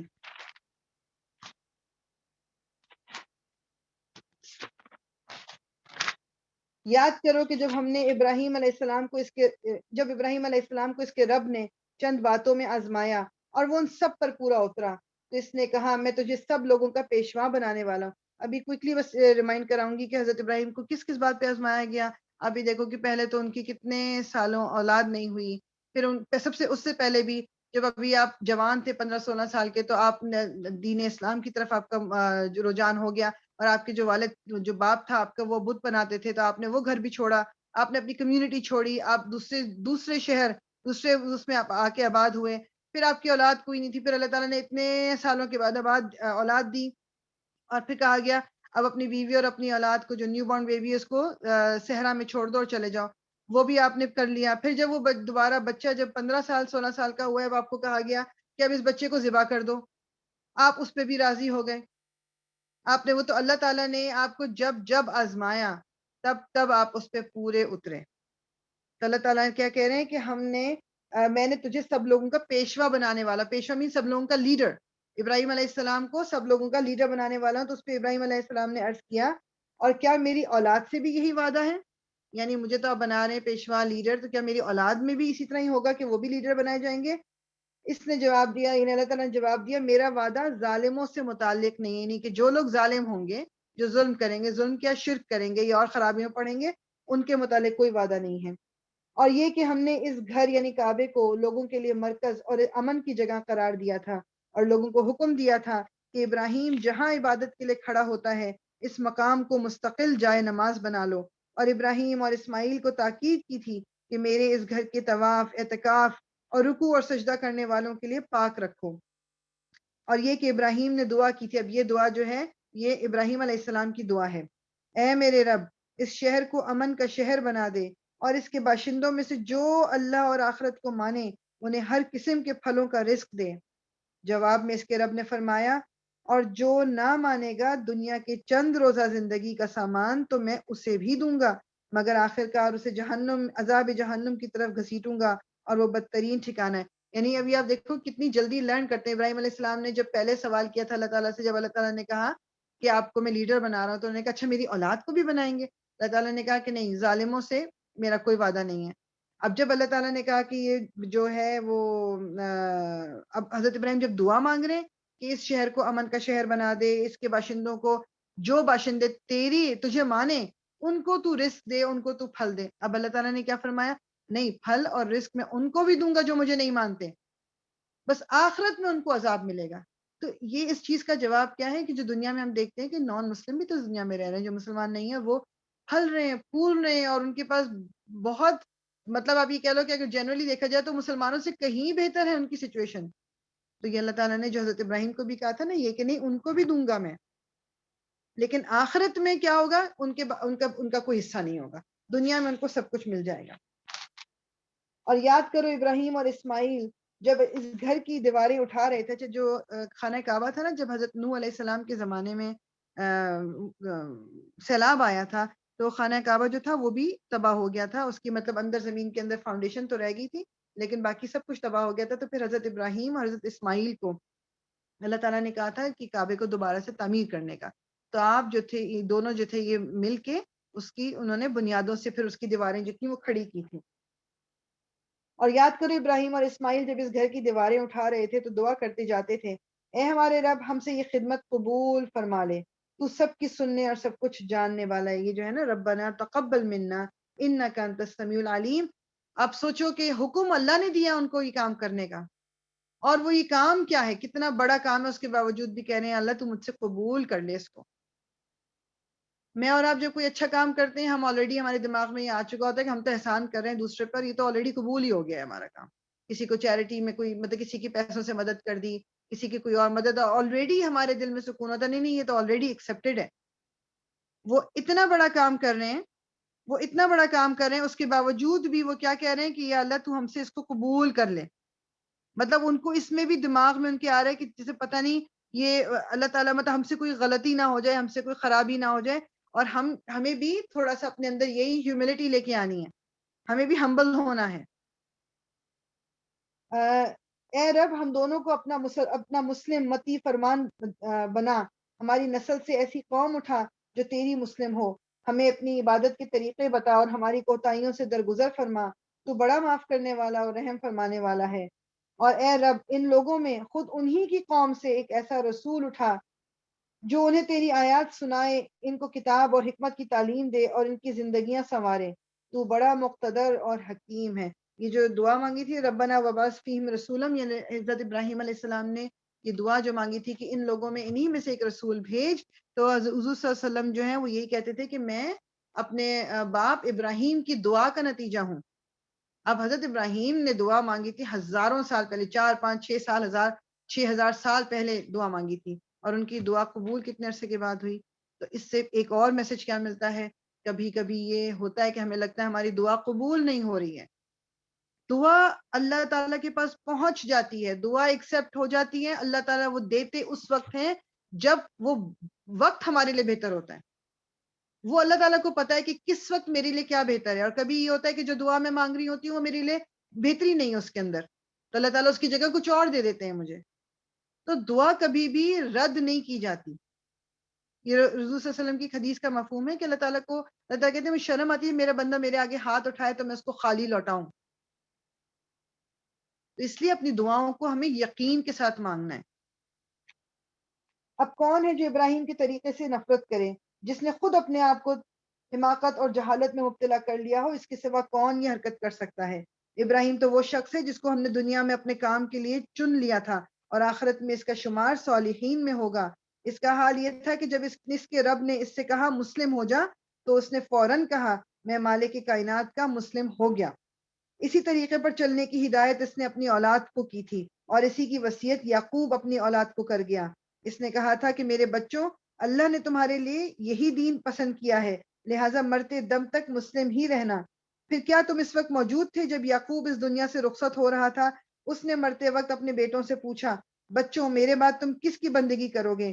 ان سب نے جواب دیا ہم اسی ایک خدا کی بندگی کریں گے جسے آپ نے اور آپ کے بزرگوں ابراہیم، اسماعیل اور اسحاق نے خدا مانا ہے، اور ہم اسی کے مسلم ہیں. یہ اللہ تعالیٰ قرآن میں بتا رہے ہیں کہ یہ کہا تھا یعقوب علیہ السلام نے، یا یہ کہا تھا ابراہیم علیہ السلام نے. تو بنی اسرائیل اپنے آپ کو، تو بنی اسرائیل کیوں کہتے ہیں؟ کیونکہ اپنے آپ کو وہ حضرت یعقوب کی اولاد ہیں. ان کے جو 12 بیٹے تھے ان سے یہ جو نسلیں چنی ہیں بنی اسرائیل وہ ہیں. تو اللہ تعالیٰ کہہ رہے ہیں کہ یعقوب نے تو کبھی بھی نہیں کہا اپنے بچوں کو کہ کسی دوسرے کو خدا مانو یا اللہ کے ساتھ شریک کرو. اس نے تو اپنے بچوں کو یہی کہا کہ تم نے مرتے دم تک مسلمان رہنا ہے. اور ان بچوں نے بھی یہی کہا تھا کہ ہاں ہم اسی کی پوجا کریں گے، اسی کی عبادت کریں گے جس کی آپ عبادت کرتے ہو. تو پھر اب تم کہاں سے فرق پڑ گیا تم کہاں سے دین میں یہ نئی چیزیں لے آئے؟ تم تو کہتے ہو کہ تم تو ابراہیم کے ماننے والے ہو. یہودی اور عیسائی دونوں ابراہیم علیہ السلام کو مانتے ہیں. تو اللہ تعالیٰ کہہ رہے ہیں جب ان کو مانتے ہو تو ابراہیم علیہ السلام تو مشرک نہیں تھا، وہ تو صرف ایک اللہ کی عبادت کرتا تھا. وہ کچھ لوگ تھے جو گزر گئے، جو کچھ انہوں نے کمایا وہ ان کے لیے ہے، اور جو کچھ تم کماؤ گے وہ تمہارے لیے ہے. تم سے یہ نہ پوچھا جائے گا کہ وہ کیا کرتے تھے. یہ آیت بہت امپورٹنٹ ہے میرے اور آپ کے لیے بھی. ہمارے آباء و اجداد بزرگ جو گزر گئے، جو کر کے گزر گئے، وہ ان کا اور اللہ کا معاملہ ہے. ان کی بیسس پہ میں اگر کہوں کہ جی وہ تو بڑے نیک لوگ تھے تو میری بھی بچت ہو جائے گی، ایسا نہیں ہوگا. ٹھیک، جو انہوں نے کیا وہ انہوں نے کیا، میں کیا کر رہی ہوں مجھے اس پہ فوکس کرنا ہے.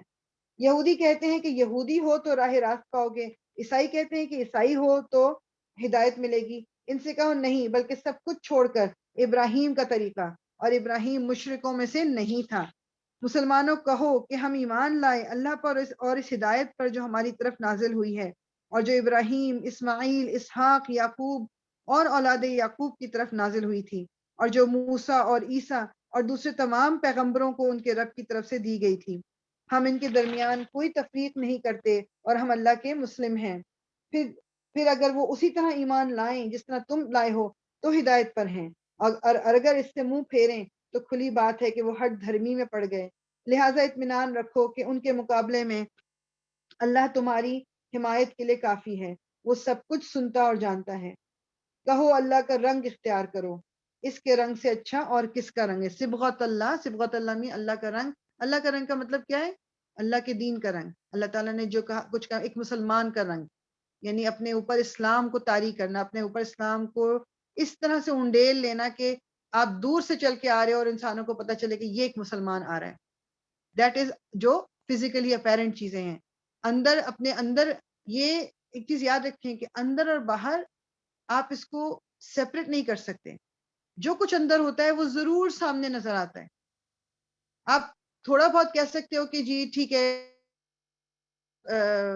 اپیئرنس آپ کو دھوکہ بھی دے سکتی ہے، سب کچھ، یا آئی ایگری ود دیٹ، مگر یہ پاسبل نہیں ہے کہ آپ کے دل کے اندر ایمان بہت اسٹرانگ ہے اور وہ آپ فزیکلی آپ کے حالت میں یا آپ کے بولنے میں، آپ کے اٹھنے بیٹھنے میں، آپ کی چال ڈھال میں نظر نہ آئے۔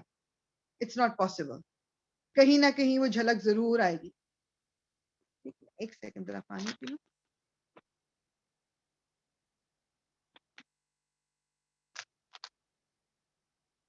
اور اس کے رنگ سے اچھا اور کس کا رنگ ہوگا، اور ہم اسی کی بندگی کرنے والے ہیں۔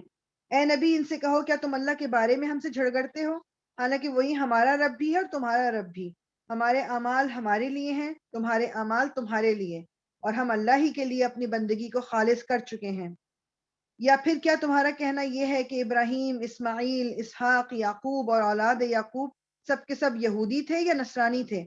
کہو تم زیادہ جانتے ہو یا اللہ؟ اس شخص سے بڑا ظالم اور کون ہوگا جس کے ذمے اللہ کی طرف سے ایک گواہی ہو اور وہ اسے چھپائے؟ یعنی کہ جو گواہی، یعنی کہ یہ یہودی جو ہیں ان کو پتا ہے کہ یہ آخری نبی رسول اللہ صلی اللہ علیہ وسلم ہے، دے نیو، لیکن وہ اس کو چھپا رہے تھے، انہوں نے نہیں بتایا لوگوں کو۔ تمہاری حرکات سے اللہ غافل تو نہیں ہے؟ وہ کچھ لوگ تھے جو گزر چکے، ان کی کمائی ان کے لیے تھی اور تمہاری کمائی تمہارے لیے، تم سے ان کے اعمال کے متعلق سوال نہیں ہوگا۔ نادان لوگ ضرور کہیں گے انہیں کیا ہوا کہ پہلے یہ جس قبلے کی طرف رخ کر کے نماز پڑھتے تھے اس سے یک پھر گئے۔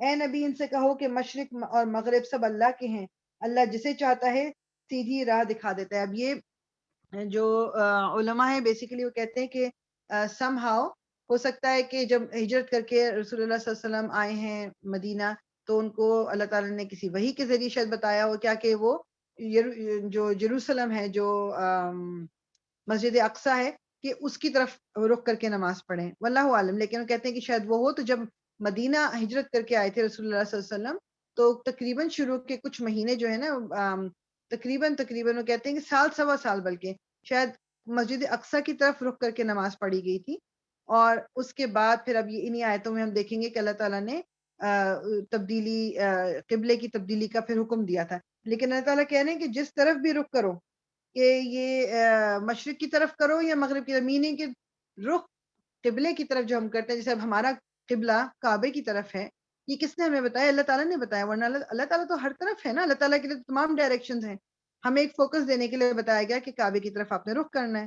تو جو اس میں وہ ایون اللہ تعالیٰ کہتے ہیں کہ جیسے یہودی اور جو عیسائی جو اس ٹائم پہ بھی یہ تفاسیر میں آتا ہے کہ جو کلیسا تھا ان کا، جو حضرت سلیمان نے پورا اپنا وہ گرجا جو بنایا ہوا تھا، اس میں بھی یہ لوگ جو ان کے ڈفرنٹ گروپ تھے، کوئی ایک طرف ایک ڈائریکشن میں عبادت کرتا تھا، کوئی ایک ڈائریکشن میں، اور ایک دوسرے کی ڈائریکشن میں نہیں کرتے تھے عبادت۔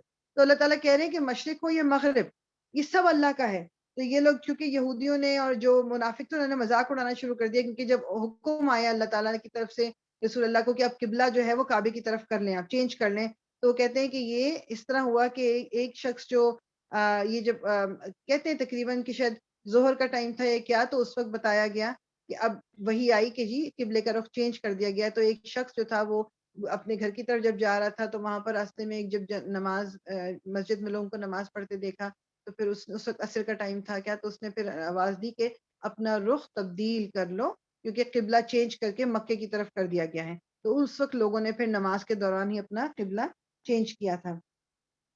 اور اسی طرح تو ہم نے تمہیں ایک امت وسط بنایا ہے تاکہ تم دنیا کے لوگوں پر گواہ ہو اور رسول تم پر گواہ ہو، یعنی قیامت کے دن امت محمدیہ جو ہے یہ گواہی دے گی جو پچھلی امتیں گزری ہیں، جب ان سے پوچھا جائے گا کہ کیا ان تک بات پہنچا دی گئی تھی، اور ہم کس طرح گواہی دیں گے؟ بیکاز قرآن نے ہمیں بتایا، اور پھر ہمارے اوپر رسول اللہ صلی اللہ علیہ وسلم گواہی دیں گے کہ یا اللہ میں نے ان تک پیغام پہنچا دیا تھا۔ مطلب وہ وقت یاد کریں کہ جب وہ کہیں گے میں نے تو پیغام پہنچا دیا تھا، اب یہ میرے اور آپ کے اوپر ہے، ہم اس پیغام کا کیا کر رہے ہیں. پہلے جس طرف تم رخ کرتے تھے اس کو تو ہم نے صرف یہ دیکھنے کے لیے قبلہ مقرر کیا تھا کہ کون رسول کی پیروی کرتا ہے اور کون الٹا پھیر جاتا ہے. یہ معاملہ تھا تو بڑا سخت، مگر ان لوگوں کے لیے کچھ بھی سخت ثابت نہ ہوا جو اللہ کی ہدایت سے فیضیاب تھے. اللہ تمہارے اس ایمان کو ہرگز ضائع نہ کرے گا،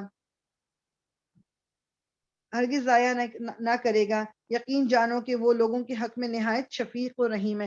یعنی جب قبلہ چینج ہو گیا تو اب لوگوں کو فکر ہوئی، اپنے اسپیشلی کچھ لوگوں کو فکر ہوئی کہ جن کے ماں باپ یا آباء و اجداد گزر چکے تھے اس دنیا سے، تو انہوں نے کہا کہ ان کی نمازوں کا پھر اب کیا ہوگا کہ قبلہ چینج ہو گیا. تو انہیں بتایا جا رہا ہے کہ اللہ تعالیٰ کسی کی عبادت کو، کسی کی نماز کو، ایمان کو، اب یہاں دیکھیں نماز کی جگہ ورڈ آیا ہے، اللہ تمہارے اس ایمان کو ہرگز ضائع نہیں کرے گا. تو نماز ایمان ہے بیسیکلی.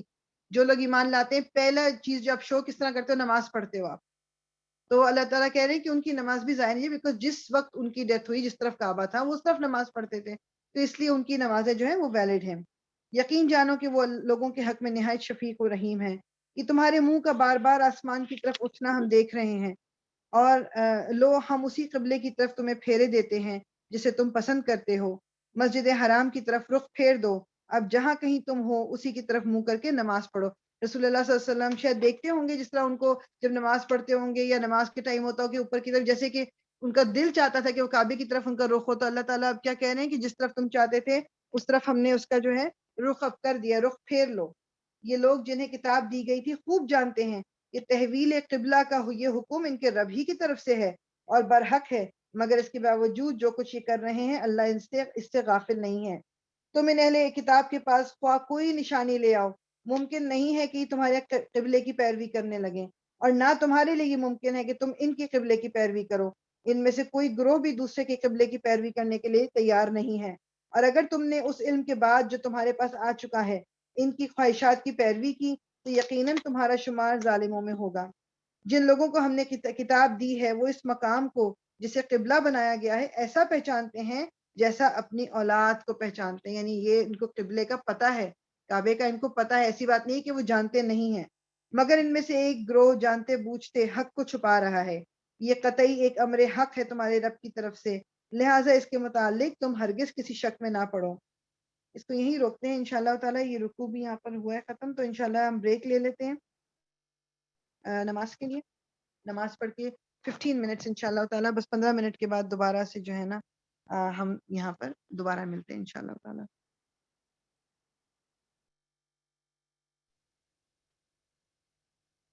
بسم اللہ الرحمن الرحیم. انشاءاللہ ہم شروع کرتے ہیں. اور میں یہ سوچ رہی تھی کہ ویسے کہ جو انشاءاللہ امید تو یہی کہ ہم سب وضو کر کے ہی بیٹھتے ہیں کلاس کے لیے، تو اگر 10 منٹس کا بھی اگر ہم بریک لے لیں تو that should be enough to عصر کے لیے انشاءاللہ تعالیٰ. تو نیکسٹ ٹائم دیکھیں گے اگر سب ایوری ون اگریز تو انشاءاللہ پھر ہم 10 منٹ کا بریک لے لیں گے. ہاں آئی تھنک 10 منٹ کا اچھا رہے گا بریک. ٹھیک ہے نا، کیونکہ ٹائم تھوڑا سا وہ ہو جاتا ہے اور جتنا بھی مل جائے ٹائم بلکہ ہمیں. کیونکہ ہو جاتی ہے باقی چیزیں ہم لوگ بعد میں اسکار وغیرہ پورے کر سکتے ہیں نا. جی 10 جی جی منٹ بالکل سے بالکل ٹائم ہوتا ہے کلاس، اس کے بعد بھی ٹائم ہوگا اگر سب انشاءاللہ. کو ٹھیک رہے تو ہاں جی جی بالکل. بسم اللہ، انشاءاللہ. ہم شروع کرتے ہیں. ہر ایک کے لیے ایک رخ ہے جس کی طرف وہ مڑتا ہے، بس تم بھلائیوں کی طرف سبقت کرو، جہاں بھی تم ہوگے اللہ تمہیں پالے گا. اس کی قدرت سے کوئی چیز باہر نہیں ہے. یعنی سبقت کس چیز میں ہم نے کرنی ہے؟ بس طبق الخیرات، یعنی اچھائیوں میں، بھلائیوں میں لوگوں سے آگے نکلنے کی کوشش کرنی ہے. مطلب یہ جو دنیا میں ہم آگے نکلنے کی کوشش کرتے ہیں نا، یہ کہ مطلب روپیے پیسے، گھر بڑا ہو جائے یا گاڑی بہتر ہو یا بچوں کے معاملے میں، یہ چیزیں جو بھی ٹھیک ہے ایک لمٹ تک ہر انسان اچھائی چاہتا ہے. دنیا میں بھی اگر انسان اپنا کمفرٹ ڈھونڈتا ہے یا اپنی زندگی کو آرام دہ بنانے کے لیے مختلف تگ و دو کرتا ہے، بھاگ دو، that's all good, that's fine. لیکن جو ہمارا پرپز ہونا چاہیے نا وہ یہ ہونا چاہیے کہ میں اچھائیوں میں لوگوں سے آگے نکلوں. اگر کوئی یہ کر رہا ہے تو میں اس سے بڑھ کے صرف اس لیے نہیں کہ کسی کو دکھانے کے لیے، میں اپنے لیے اور میرا اور میرے رب کو پتا ہونا چاہیے. لوگوں کو شو کرنے کے لیے نہیں کہ بھئی اس نے $10 دیے جو چیریٹی میں، تو میں لوگوں کو دکھاؤں گی جی میں 50 دے رہی ہوں. یہ مطلب نہیں ہے اس کا.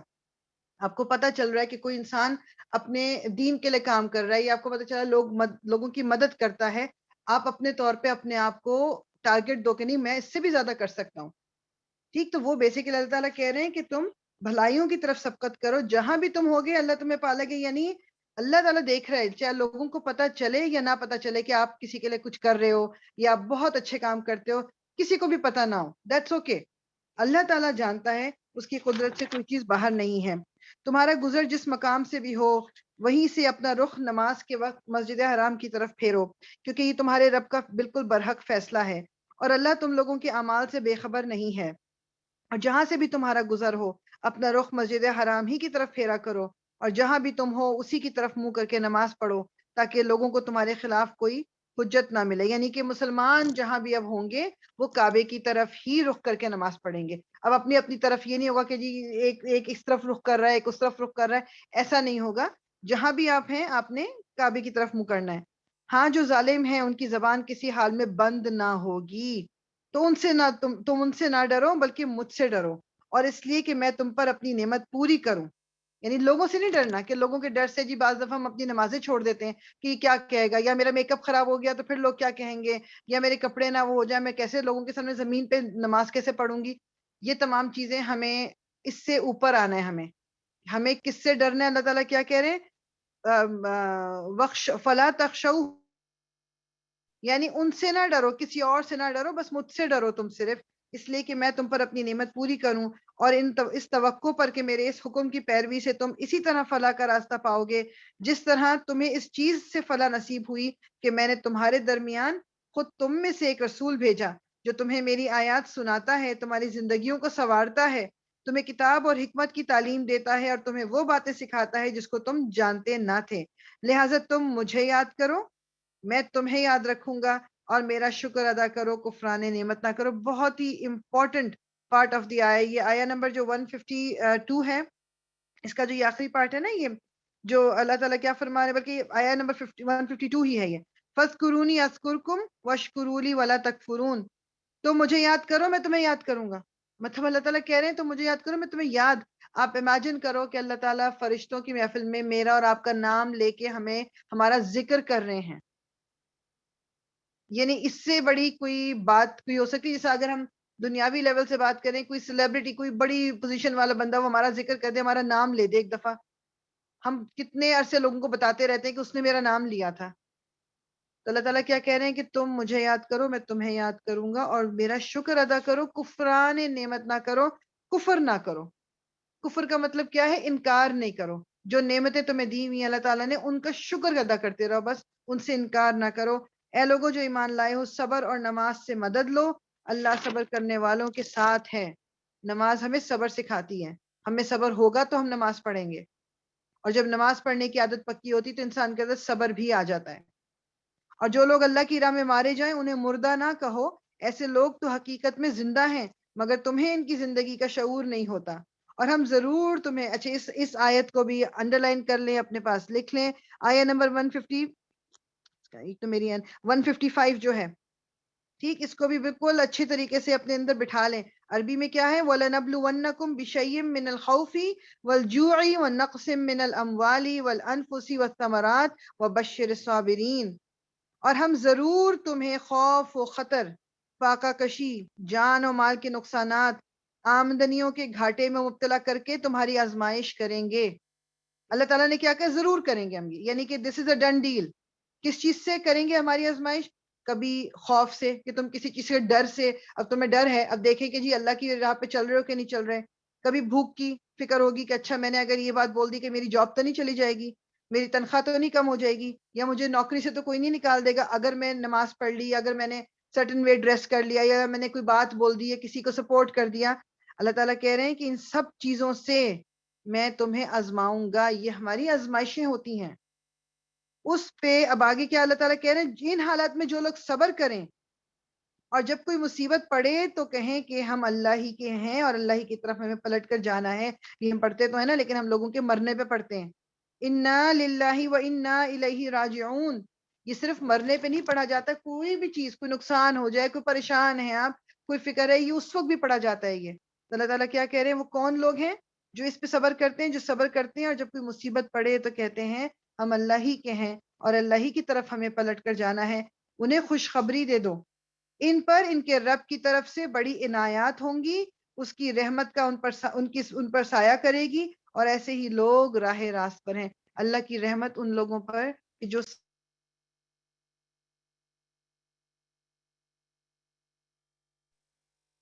سوری بیچ میں کال آ گئی تھی، میوٹ ہو گیا تھا۔ تو یہ کون لوگ ہیں کہ جو جب ان پہ کوئی مشکل آتی ہے تو وہ تب بھی اللہ کی طرف پلٹتے ہیں، وہ ادھر ادھر وہ ہاتھ پاؤں یہ نہیں کرنے لگتے کہ اب کسی اس انسان کے پاس جاؤں، جی آپ میرے لیے کوئی جادو کر دیجئے، یا آپ مجھے کوئی وظیفہ بتا دیجئے، یا آپ میرے، یہ اللہ تعالیٰ کی طرف وہ انسان پلٹتا ہے اپنی مشکل میں۔ ہاں، اپنی سچویشن کو بہتر کرنے کے لیے لوگوں سے مدد لینا کوئی خرابی نہیں ہے، لیکن غلط طریقے سے کی مدد لینا وہ خرابی ہے۔ یہ جادو ٹونا یہ کفر ہے، بھی ہم پیچھے پڑ کے آ گئے ہیں۔ یہ وظیفے، وہ وظیفے کرنا جن کے بارے میں رسول اللہ صلی اللہ علیہ وسلم یا صحابہ کرام یا کہیں اوتھینٹک ہمارے جو امام ہیں کہیں سے کوئی جن کے بارے میں سند نہیں ملتی، وہ اگر ہم کرتے ہیں وہ بھی غلط ہے۔ ہمیں اللہ سے سمپل الفاظ میں دعا مانگنی ہے۔ اللہ تعالیٰ اردو بھی جانتا ہے، انگلش بھی جانتا ہے، عربی بھی جانتا ہے، فارسی بھی جانتا ہے، کوئی بھی زبان میں بول لیں، پنجابی میں بول لیں، سندھی میں بول لیں، اللہ تعالیٰ کو تو سب زبانیں آتی ہیں نا۔ تو جو کمفرٹیبل جس زبان میں ہے وہ اس میں دعا مانگے، اپنے دل سے دعا مانگے، اللہ تعالیٰ ضرور ہماری دعاؤں کو سنتا ہے۔ یقیناً صفا اور مروہ اللہ کی نشانیوں میں سے ہیں، لہٰذا جو شخص بیت اللہ کا حج یا عمرہ کرے اس کے لیے کوئی گناہ کی بات نہیں کہ وہ ان دونوں پہاڑیوں کے درمیان سعی کرے، اور جو برضا رغبت کوئی بھلائی کا کام کرے گا اللہ کو اس کا علم ہے اور وہ اس کی قدر کرنے والا ہے۔ پہلے میں شاید ذکر کر چکی ہوں جب میں اپنی ریگولر کلاسوں میں کہ صفا اور مروہ کی جو دو پہاڑیاں تھیں نا وہ تو ہمیشہ سے مکہ میں ہیں، تو ان لوگوں کے بت، انہوں نے ایک پہاڑی پہ انہوں نے اس کا نام تھا نائلہ ایک بت رکھا ہوا تھا، اور دوسری طرف آئی تھنک میں بھول گئی منار، I forgot the name، ایک طرف ایک میل بت بنا کے رکھا ہوا تھا اور ایک طرف فیمیل بت، اور یہ کہتے تھے کہ جی انہوں نے پتہ نہیں کوئی غلط کام کیا تھا، یہ دو اصل انسان تھے لیکن انہوں نے وہ ایکسٹرا میرٹل کوئی انہوں نے چکر کیا اور ان کو اللہ تعالیٰ نے پھر سزا کے طور پہ بت بنا دیا، تو یہ لٹرلی پوجا کرتے تھے وہاں پر ان دونوں پہاڑیوں پہ۔ تو جب حج فرض ہوا تو حج جب کرنا ہے تو صحیح تو پارٹ ہے اس عمرے کی، عمرہ نہیں ہوتا صحیح کے بغیر، تو مسلمان جو تھے ان کے دلوں میں خیال آیا ہوگا، تو ان کو کہا جا رہا ہے کہ صفا اور مروہ جو ہے یہ اللہ کی نشانیوں میں سے ہیں۔ صفا اور مروہ کی پہاڑیاں وہی پہاڑیاں ہیں نا جہاں پر جو حضرت ہاجرہ جو تھیں جب حضرت اسماعیل بچے تھے تو کس طرح جو پانی کی تلاش میں وہ صفا سے مروہ، مروہ سے صفا بھاگی تھی، دوڑی تھیں، اسی سنت کو، اسی طریقے کو تو ہم ریپیٹ کرتے ہیں جب ہم صحیح کرتے ہیں، انہی کے اس ایکشن کو ہم دوبارہ زندہ کرتے ہیں۔ اللہ تعالیٰ نے اس کو رہتی دنیا تک اس کو پارٹ آف آر دین بنا دیا کہ اگر عمرہ کرنا ہے تم نے اور حج کا ایک حصہ ہے جو، تو تم اس کو صحیح تمہیں کرنی پڑے گی۔ تو اللہ تعالیٰ کہہ رہے ہیں کہ وہ اللہ تعالیٰ کی نشانیوں میں سے ہے۔ جو لوگ ہماری نازل کی ہوئی روشن تعلیمات اور ہدایات کو چھپاتے ہیں، اور حالانکہ یہ کہ انہیں سب انسانوں کی رہنمائی کے لیے اپنی کتاب میں بیان کر چکے ہیں، یقین جانو کہ اللہ بھی ان پر لعنت کرتا ہے اور تمام لعنت کرنے والے بھی ان پر لعنت بھی، یعنی کہ جو چھپائے گا ہدایت کو، جانتے بوجھتے غلط بات بتائے گا، اس پہ اللہ کی بھی لعنت ہے، تمام لعنت کرنے والوں کی بھی ان پہ لعنت ہے۔ البتہ جو اس روش سے باز آ جائیں اور اپنے طرز عمل کی اصلاح کر لیں اور جو کچھ چھپاتے تھے اسے بیان کرنے لگیں، ان کو میں معاف کر دوں گا اور میں بڑا درگزر کرنے والا اور رحم کرنے والا ہوں۔ جن لوگوں نے کفر کا رویہ اختیار کیا اور کفر کی حالت ہی میں جان دی، ان پر اللہ اور فرشتوں اور تمام انسانوں کی لعنت ہے، اسی لعنت زدگی کی حالت میں وہ ہمیشہ رہیں گے، نہ ان کی سزا میں تخفیف ہوگی اور نہ انہیں پھر کوئی دوسری مہلت دی جائے گی۔ اچھا ایک کوئک میرے بس دماغ میں بات آئی تھی تو میں اس پہ صرف ذکر کرنا چاہ رہی ہوں کہ یہ آیت اب آپ نے بھی پڑھ لی، میں نے بھی پڑھ لی، یہ قرآن کی آیت ہے، میں حدیث کی بات نہیں کری، دس از تھوڑا بہت اگر عربی آپ کو جس کو بھی آتی ہو، اگر عربی کو بھی دیکھو گے یہ میننگ آپ کو خود سمجھ آ جائے گا، ٹھیک، کہ اللہ کی لعنت، فرشتوں کی لعنت تمام لوگ کس پہ، جو کفر کی حالت میں مر جائیں۔ اب جب کفر کی حالت میں کوئی مر گیا تو پھر ہمارا کیا اس پہ یہ کہنا بنتا ہے کہ اللہ تعالیٰ تمہیں سکون دے، اللہ تعالیٰ تمہیں، جس طرح میں بات ہی کریں جو پچھلے دنوں میں بات کی تھی کہ ریسٹ ان پیس، ہم کچھ نہ بولیں، ہم اس کے لیے برائی بھی بات نہ کریں، کچھ بھی نہ بولیں، لیکن کم از کم وہ بات تو نہ بولیں جو قرآن کے اگینسٹ جا رہی ہو۔ اللہ تعالیٰ نے کہہ دیا کہ ان کو سزا ملے گی۔ اب کوئی اندر ہی اندر مسلمان ہو گیا تھا، اندر ہی اندر اس نے معافی مانگ لی تھی یا جو بھی کچھ کیا تھا، یہ اللہ اور اس کا معاملہ ہے۔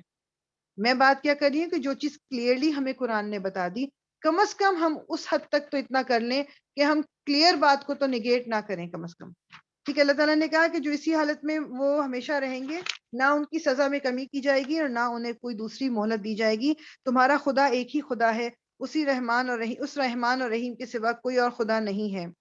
اس حقیقت کو پہچاننے کے لیے اگر کوئی نشانی اور علامت درکار ہے تو جو لوگ عقل سے کام لیتے ہیں ان کے لیے آسمانوں اور زمین کی ساخت میں، رات اور دن کے پہم ایک دوسرے کے بعد آنے میں، ان کشتیوں میں جو انسانوں کے لیے نفع کی چیزیں لیے ہوئے دریاؤں اور سمندروں میں چلتی پھرتی ہیں، بارش کے اس پانی میں جسے اللہ اوپر سے برساتا ہے، پھر اس کے ذریعے سے زمین کو زندگی بخشتا ہے اور اپنے اسی انتظام کی بدولت زمین میں ہر قسم کی جاندار مخلوق کو پھیلاتا ہے. ہواؤں کی گردش میں اور ان بادلوں میں جو آسمانوں اور زمین کے درمیان تابع فرمان بنا کر رکھے گئے ہیں بے شمار نشانیاں، یعنی تمام اللہ تعالیٰ نے جو گنوا دی چیز، تو نشانیاں ڈھونڈتے ہیں اللہ کی، تو یہ نشانیاں ہیں. کشتی جو چلتی ہے، ہوا جو چل رہی ہے، بادل ادھر سے ادھر جا رہے ہیں، یہ جو زمین، جب اب یہ دیکھیں اسپرنگ آیا ہے نا، کیسے وہ جو بالکل مری ہوئی زمین تھی وہ کس طرح سے پھر گرین ہو جائے گی. یہ اللہ تعالیٰ کی نشانی ہے، ہمیں صرف اس پہ غور و فکر کرنا ہے. مگر اللہ تعالیٰ کی جو یعنی وحد خداوندی پر دلالت کرنے والے ان کھلے کھلے آثار کے ہوتے ہوئے بھی کچھ لوگ ایسے ہیں جو اللہ کے سوا دوسروں کو اس کا ہمسر اور مد مقابل بناتے ہیں، اور ان کے ایسے گرویدہ ہیں جیسے اللہ کی گرویدگی ہونی چاہیے. حالانکہ ایمان رکھنے والے سب سے بڑھ کر اللہ کو محبوب رکھتے ہیں. یعنی کہ یہ اللہ کی نشانیاں دیکھنے کے باوجود بھی بہت سے لوگ ایسے ہیں جو اللہ کے سوا دوسرے لوگوں کی پوجا کرتے ہیں، دوسرے لوگوں کو امپورٹنس دیتے ہیں، دوسرے لوگوں کو اللہ کے مقابلے میں کھڑا کرتے ہیں، اور وہ اس طرح ان کے گرویدہ میننگ کہ ان کو اتنا پسند کرتے ہیں جیسے کہ اللہ کو پسند کرنا چاہیے. مگر اللہ تعالیٰ کیا کہہ رہے ہیں؟ والذین آمنوا اشد حبا للہ، کہ جو لوگ ایمان لاتے ہیں وہ محبت میں سخت ہوتے ہیں. کتنی یعنی شدید محبت کرتے ہیں، کس سے؟ صرف اپنے رب سے. کاش جو کچھ عذاب کو سامنے دیکھ کر انہیں سوجنے والا ہے وہ آج ہی ان ظالموں کو سوج جائے کہ ساری طاقتیں اور سارے اختیارات اللہ ہی کے قبضے میں ہیں، اور یہ کہ اللہ سزا دینے میں بھی بہت سخت ہے. جب وہ سزا دے گا اس وقت کی کیفیت یہ ہوگی کہ وہی پیشوا اور رہنما جن کی دنیا میں پیروی کی گئی تھی اپنے پیرووں سے بے تعلقی ظاہر کریں گے. یعنی جو لیڈرز تھے جن کو لوگ فالو کرتے تھے وہ قیامت کے دن اپنے فالوورز کو بالکل اگنور کر دیں گے، مگر سزا پا کر رہیں گے، اور ان کے سارے اسباب وسائل کا سلسلہ کٹ جائے گا. اور وہ لوگ جو دنیا میں ان کی پیروی کرتے تھے کہیں گے کہ کاش ہم کو پھر ایک موقع دیا جائے تو جس طرح آج یہ ہم سے بیزاری کر رہے ہیں ہم ان سے بیزار ہو کر دکھاتے ہیں. یوں اللہ ان لوگوں کے وہ اعمال جو یہ دنیا میں کر رہے ہیں ان کے سامنے اس طرح لائے گا کہ یہ حسرتوں اور پشیمانیوں کے ساتھ ہاتھ ملتے رہیں گے، مگر آگ سے نکلنے کی کوئی راہ نہ پائیں گے. لوگوں، زمین میں جو حلال اور پاک چیزیں ہیں انہیں کھاؤ اور شیطان کے بتائے ہوئے راستوں پر نہ چلو، وہ تمہارا کھلا دشمن ہے. تمہیں بدی اور فحش کا حکم دیتا ہے اور یہ سکھاتا ہے کہ تم اللہ کے نام پر وہ باتیں کہو جن کے متعلق تمہیں علم نہیں ہے کہ وہ اللہ نے فرمائی ہیں. ان سے جب کہا جاتا ہے کہ اللہ نے جو احکام نازل کیے ہیں ان کی پیروی کرو تو جواب دیتے ہیں کہ ہم تو اسی طریقے کی پیروی کریں گے جس پر ہم نے اپنے باپ دادا کو پایا ہے. اچھا، اگر ان کے باپ دادا نے عقل سے کچھ بھی کام نہ لیا ہو اور راہ راست نہ پائی ہو تو کیا پھر بھی یہ انہی کی پیروی کیے چلے جائیں گے؟ یہ لوگ جنہوں نے خدا کے بتائے ہوئے طریقے پر چلنے سے انکار کر دیا ہے، ان کی حالت بالکل ایسی ہے جیسے چرواہا جانوروں کو پکارتا ہے اور وہ ہانک پکار کی صدا کے سوا کچھ نہیں سنتے. یہ بہرے ہیں، گونگے ہیں، اندھے ہیں، اس لیے کوئی بات ان کی سمجھ میں نہیں آتی. اے لوگ، اگر تم حقیقت میں اللہ ہی کی بندگی کرنے والے ہو تو پاک چیزیں جو ہم نے تمہیں دی ہیں انہیں بے تکلف کھاؤ اور اللہ کا شکر ادا کرو. اللہ کی طرف سے اگر کوئی پابندی تم پر ہے تو وہ یہ ہے کہ مردار نہ کھاؤ، یعنی وہ مردار مینز کہ جس کو ذبح نہ کیا گیا ہو. خون سے اور سور کے گوشت سے پرہیز کرو، اور کوئی ایسی چیز نہ کھاؤ جس پر اللہ کے سوا کسی اور کا نام لیا گیا ہو. ہاں، جو شخص مجبوری کی حالت میں ہو اور وہ ان میں سے کوئی چیز کھا لے بغیر اس کے کہ وہ قانون شکنی کا ارادہ رکھتا ہو یا ضرورت کی حد سے تجاوز کرے تو اس پر کچھ گناہ نہیں. اللہ بخشنے والا اور رحم کرنے والا. یعنی بالکل ایسی سچویشن آ گئی ہے کہ اگر کچھ نہیں کھایا تو موت واقع ہو سکتی ہے، اس وقت یہ حرام چیزیں بھی انسان کھا سکتا ہے، مگر صرف اسی حد تک کہ جس سے پھر حالت تھوڑی بہتر ہو جائے اور پھر باقی جو ہے انسان اس پوائنٹ پہ آ جائے کہ جہاں سے وہ پھر حلال کھا سکے. حق یہ ہے کہ جو لوگ ان احکام کو چھپاتے ہیں جو اللہ نے اپنی کتاب میں نازل کیے ہیں اور تھوڑے سے دنیوی فائدوں پر انہیں بھیٹ چڑھاتے ہیں، وہ دراصل اپنے پیٹ آگ سے بھر رہے ہیں۔ قیامت کے روز اللہ ہرگز ان سے بات نہ کرے گا، نہ انہیں پاکیزہ ٹھہرائے گا، اور ان کے لیے دردناک سزا ہے۔ یہ وہ لوگ ہیں جنہوں نے ہدایت کے بدلے دلالت یعنی اپنی خرید لی، گمراہی خرید لی، اور مغفرت کے بدلے عذاب مول لے لیا۔ کیسا عجیب ہے ان کا حوصلہ کہ جہنم کا عذاب برداشت کرنے کے لیے تیار ہیں۔ یعنی کہ مسئلہ یہ کہ بندہ یہ واقعی سوچنے والی بات ہے کہ عذاب جہنم تو برداشت شاید کر ہی لیں گے، کیونکہ ہم سوچتے ہیں نا کہ ہم کر لیں گے، وہ تو چلو بات کی باتیں نظر نہیں آ رہا۔ دنیا میں تھوڑی تکلیف نہیں برداشت کر سکتے کہ ہماری مرضی کے اگینسٹ اگر اسلام کا کوئی حکم میری اس وقت جو وش ہے اس کے اگینسٹ ہے تو میں اس کو قبول کر لوں، بجائے اس کے کہ مجھے آخرت میں اللہ نہ کرے عذاب سہنا پڑے۔ مگر لگتا تو ایسے ہی ہے نا کہ وہ عذاب تو ہم شاید سہ لیں گے، ہمیں ہمیشہ یہ لگتا ہے، اس لیے ہم دنیا میں خرابیاں کرتے رہتے ہیں۔ یہ سب کچھ اس وجہ سے ہوا کہ اللہ نے تو ٹھیک ٹھیک حق کے مطابق کتاب نازل کی تھی، مگر جن لوگوں نے کتاب میں اختلافات نکالے وہ اپنے جھگڑوں میں حق سے بہت دور نکل گئے۔ نیکی یہ نہیں ہے کہ تم اپنے چہرے، یعنی کہ اس کا ترجمہ تھوڑا سا یہ ہوتا ہے کہ لیس البر ان تولوا وجوہکم، یعنی نیکی صرف اور صرف یہی نہیں ہے، یعنی جب میں لسٹ آگے بتانے والی ہوں وہ بھی نیکیاں ہیں، لیکن صرف وہی نہیں ہے۔ نیکی صرف یہ نہیں ہے کہ تم نے اپنے چہرے مشرق کی طرف کر لیے یا مغرب کی طرف، بلکہ نیکی یہ ہے کہ آدمی اللہ کو اور یوم آخر اور ملائکہ کو اور اللہ کی نازل کی ہوئی کتاب اور اس کے پیغمبروں کو دل سے مانے، اور اللہ کی محبت میں اپنا دل پسند مال رشتہ داروں، یتیموں پر، مسکینوں اور مسافروں پر، مدد کے لیے ہاتھ پھیلانے والوں پر اور غلاموں کی رہائی پر خرچ کرے، نماز قائم کرے اور زکوٰۃ دے۔ اور نیک وہ لوگ ہیں کہ جب عہد کریں تو اسے پورا وقت میں اور حق و باطل کی جنگ میں صبر کریں۔ یہ ہیں راست باز لوگ اور یہی لوگ متقی ہیں۔ یہ جو آیت ہے نا، یہ آیت البر بھی کہلاتی ہے، 177، اس کو آیت البر بھی کہتے ہیں کہ جو اگر کوئی جاننا چاہے کہ نیکی اصل میں ہے کیا، نیک لوگوں کی کوالٹیز کیا ہونی چاہیے، سیدھے سچے لوگوں کی کوالٹیز کیا ہونی چاہیے، تو وہ اس آیت کو پڑھ لے، اس آیت کو سمجھ لے، اس آیت کی تفسیر پہ غور کر لیں تو انسان کی زندگی جو ہے وہ سدھر جائے گی۔ یہ آیت البر کہلاتی ہے۔ اے لوگوں جو ایمان لائے ہو، تمہارے لیے قتل کے مقدموں میں قصاص کا حکم لکھ دیا ہے۔ آزاد آدمی نے قتل کیا ہو تو اس آزاد ہی سے بدلہ لیا جائے، غلام قاتل ہو تو وہ غلام ہی قتل کیا جائے، اور عورت اس جرم کی مرتکب ہو تو اس عورت ہی سے قصاص لیا جائے۔ قصاص کا مطلب بدلہ، قتل کے بدلہ قتل۔ جیسے کہ وہ لوگ کیا کرتے تھے، اگر کسی بڑے آدمی نے قتل کر دیا تو اس کی جگہ بیچارے کسی غلام کو سزا دے دیتے تھے، یا بعض دفعہ کسی عورت کو کسی عورت نے خرابی کی، قتل کیا، تو اس کی جگہ کسی کنیز کو قتل کروا دیتے تھے۔ تو اللہ تعالیٰ کیا کہہ رہے ہیں کہ جس نے کیا اسی کو سزا اسی کو ملے گی۔ ہاں اگر کسی قاتل کے ساتھ اس کا بھائی کچھ نرمی کرنے کے لیے تیار ہو تو معروف طریقے کے مطابق خون بہا کر تصفیہ ہونی چاہیے، یعنی کہ دیت جو اس کو ادا ہو، اور قاتل کو لازم ہے کہ وہ راستی کے ساتھ خون بہا ادا کر دے، یعنی جس آدمی کا قتل کیا گیا ہے اگر اس کی فیملی کہے کہ جی ہم معاف کر دیتے ہیں قاتل کو، تو پھر خون بہا یعنی وہ بلڈ منی جسے کہتے ہیں وہ دینا ہوگا، اور پھر وہ اس کے بعد جو قاتل ہے اس کو سزا نہیں دی جائے گی۔ یہ تمہارے رب کی طرف سے تخفیف اور رحمت ہے، اس پر بھی جو زیادتی کرے اس کے لیے دردناک سزا ہے۔ عقل و خور رکھنے والوں، تمہارے لیے قصاص میں زندگی ہے، امید ہے کہ تم اس قانون کی خلاف ورزی سے پرہیز کرو گے۔ جیسے لوگ کہتے ہیں نا کہ یہ اسلام میں تو بڑی سختی ہے کہ گردن اڑانے کا حکم اور ہاتھ کاٹنے کا حکم، اللہ تعالیٰ کیا کہہ رہے ہیں کہ اس میں زندگی ہے۔ کیوں؟ کیونکہ جب یہ سزا کوئی دیکھتا ہے، اور حکم بھی ہے کہ لوگوں کے سامنے کیا جائے گی۔ آپ دیکھ لو کہ اور ساری برائیاں جو بھی کچھ ہیں سعودی عربیہ میں، چونکہ یہ بالکل میدان میں وہ لا کے گردن جو اڑایا کرتے تھے، ابھی بھی میرے خیال میں ابھی بھی شاید یہ ہے، یا چوری پر وہاں پر ہاتھ کاٹے جاتے ہیں۔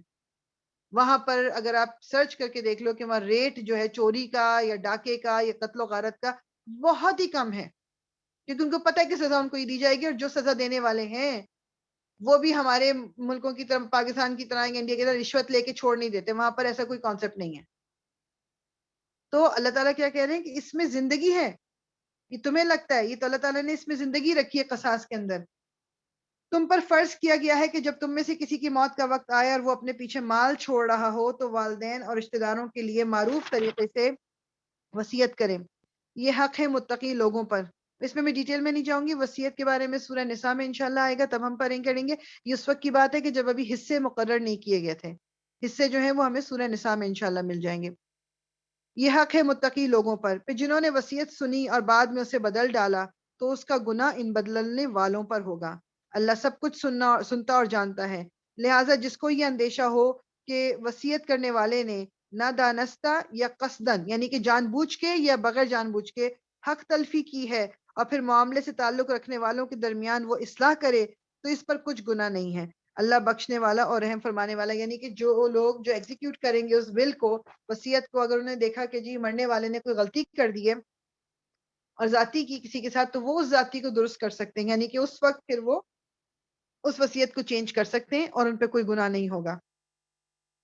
اے لوگوں جو ایمان لائے ہو، تم پر روزے فرض کر دیے گئے جس طرح تم سے پہلے انبیاء کے پیرووں پر فرض یعنی کہ پہلے قوموں پر فرض کیے گئے تھے. اس سے توقع ہے کہ تم میں تقوی کی صفت پیدا ہوگی. یہ انڈر لائن کرنے والی بات ہے کیا کہ اللہ تعالیٰ نے کیا کہا ہے، کیوں فرض کر دیے گئے؟ تاکہ لعلکم تتقون، تاکہ تم متقی ہو جاؤ، تاکہ تمہارے اندر تقوی پیدا ہو جائے. روزے اس لیے ہیں، روزے اس لیے نہیں ہیں کہ ہم مطلب بس کھانے پینے پہ فوکس کر لیں اور اپنا یا تو وزن کم کر لیں یا ہمارا فوکس صرف یہ یا ہمارا ٹھیک ہے ہم رات کو جاگ لیں تھوڑا سا.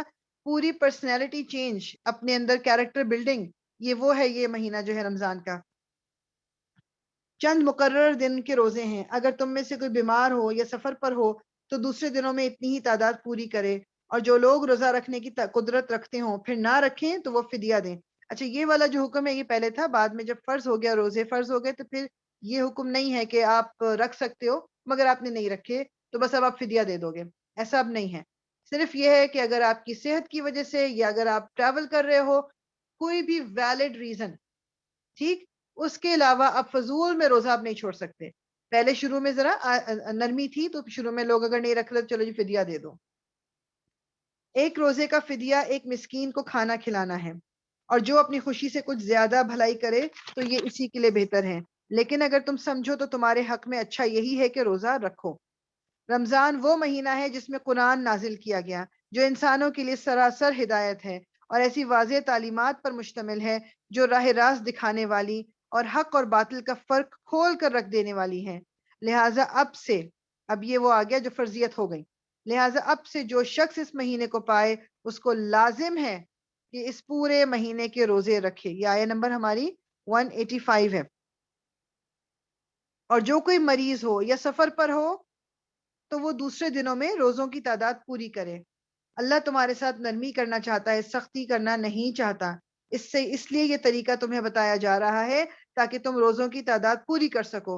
اور جس ہدایت سے اللہ نے تمہیں سرفراز کیا ہے اس پر اللہ کی کبریائی کا اظہار کرو، اعتراف کرو اور شکر گزار بنو. یعنی شکر گزار بنو کہ اللہ تعالیٰ نے تمہیں یہ طریقہ بتا دیا کہ روزہ اگر تم سے چھوٹ جائے یا تمہاری سچویشن، کیونکہ اب لیٹس سے روزہ نہیں رکھ پا رہے، اب کیا کریں اور کس طرح کریں، نئی نئی چیزیں نکل کے آ رہی ہیں، تو اللہ تعالیٰ نے قرآن میں اس کو کلیئر کر دیا کہ اگر نہیں رکھ سکتے بعد میں ان کی تعداد پوری کر لو. اور اے نبی میرے بندے، اگر تم سے یہ آیت، دس از لائک اے بیوٹیفل آیت، جو کہ مطلب مجھے یہ آیت جو ہے نا مجھے ون آف مائی فیوریٹ آیت. نبی میرے بندے اگر تم سے میرے متعلق پوچھیں، اب یہ انہوں نے ترجمے میں ایڈ کیا ہوا ہے تو انہیں بتا دو کہ میں ان سے قریب ہوں. لیکن ترجمے جب عربی آپ دیکھو نا، فَإِنِّي قریب، میں قریب ہوں. یعنی اللہ تعالیٰ نے یہ شو کرنے کو کہ کتنا ہم سے قریب ہے، یہ بھی نہیں کہا کہ جب میرے بندے میرے بارے میں تم سے پوچھے تو انہیں یہ بتا دو، نہیں کہا. وَإِذَا، اور جب سَأَلَكَ تم سے پوچھے عبادی میرے بندے، انی میرے بارے میں، فَإِنِّي قریب، میں قریب ہوں. اجیب دعوت الداعی اذا دعان، یعنی کہ جب مجھے پکارنے والا پکارتا ہے تو میں اس کی پکار کا جواب دیتا ہوں، اس کو سنتا ہوں اور جواب دیتا ہوں. لہٰذا انہیں چاہیے کہ میری دعوت پر لبیک کہیں. فَلْيَسْتَجِيبُوا لِي، میرے لیے اس کو لبیک کہیں. وَلْيُؤْمِنُوا بِي، اور مجھ پر ایمان لائیں. لَعَلَّهُمْ يَرْشُدُونَ، یہ بات تم انہیں سنا دو شاید کہ وہ راہ راست پالیں. تو یہ جب بھی انسان ڈاؤن ہونے لگے نا، اور جب بھی انسان کو لگے کہ میرا تو سن ہی نہیں جا رہا، یا میں کس سے کہوں کہ میرے لیے دعا کرے، میں اس سے کہوں، میں اس سے کہوں، اللہ تعالیٰ کیا کہہ رہے ہیں کہ جب بندے مجھ سے، تم سے، یہ رسول اللہ سے کہا جا رہا ہے کہ جب بندے میرے بارے میں پوچھے میں قریب ہوں. جب پکارنے والا مجھے پکارتا ہے میں اس کی پکار کو سنتا ہوں، میں اس کی پکار کا جواب دیتا ہوں. جب میں اور آپ دعا کرتے ہیں تو اللہ تعالیٰ جواب دیتے ہیں. بس ہمیں اللہ تعالیٰ کی طرف اپنے آپ کو ڈال دینا ہے, ہمیں اللہ تعالیٰ پہ ایمان لے کے آنا ہے, اللہ تعالیٰ کی نے جو سیدھا راستہ بتایا بس اس پہ چلتے رہنا ہے, ہم نے امید کبھی بھی نہیں چھوڑنی. لعلہم یرشدون یعنی کہ وہ راہ راست پالیں, وہ سیدھا راستہ آپ کو مل جائے. اور جگہ ایک آتا ہے نا اللہ تعالیٰ نے کہا ہے کہ حبل الورید یعنی کہ میں یہ جو ہماری شہرگ جس کو کہتے ہیں, جو ہمارے بالکل وین جو بالکل یعنی کہ جو دل تک جاتی سیدھی, اللہ تعالیٰ کہہ رہے ہیں میں اس سے بھی زیادہ قریب ہوں. اور تمہارے لیے روزوں کے زمانے میں راتوں کو اپنی بیویوں کے پاس جانا حلال کر دیا گیا ہے, وہ تمہارے لیے لباس ہے اور تم ان کے لیے. اللہ کو معلوم ہو گیا کہ تم لوگ چپکے چپکے اپنے آپ سے خیانت کر رہے تھے, مگر اس نے تمہارا قصور معاف کر دیا اور تم سے درگزر فرمایا. اب تم اپنی بیویوں کے ساتھ شب باشی کرو اور جو لطف اللہ تعالیٰ نے تمہارے لیے جائز کر دیا ہے اسے حاصل کرو.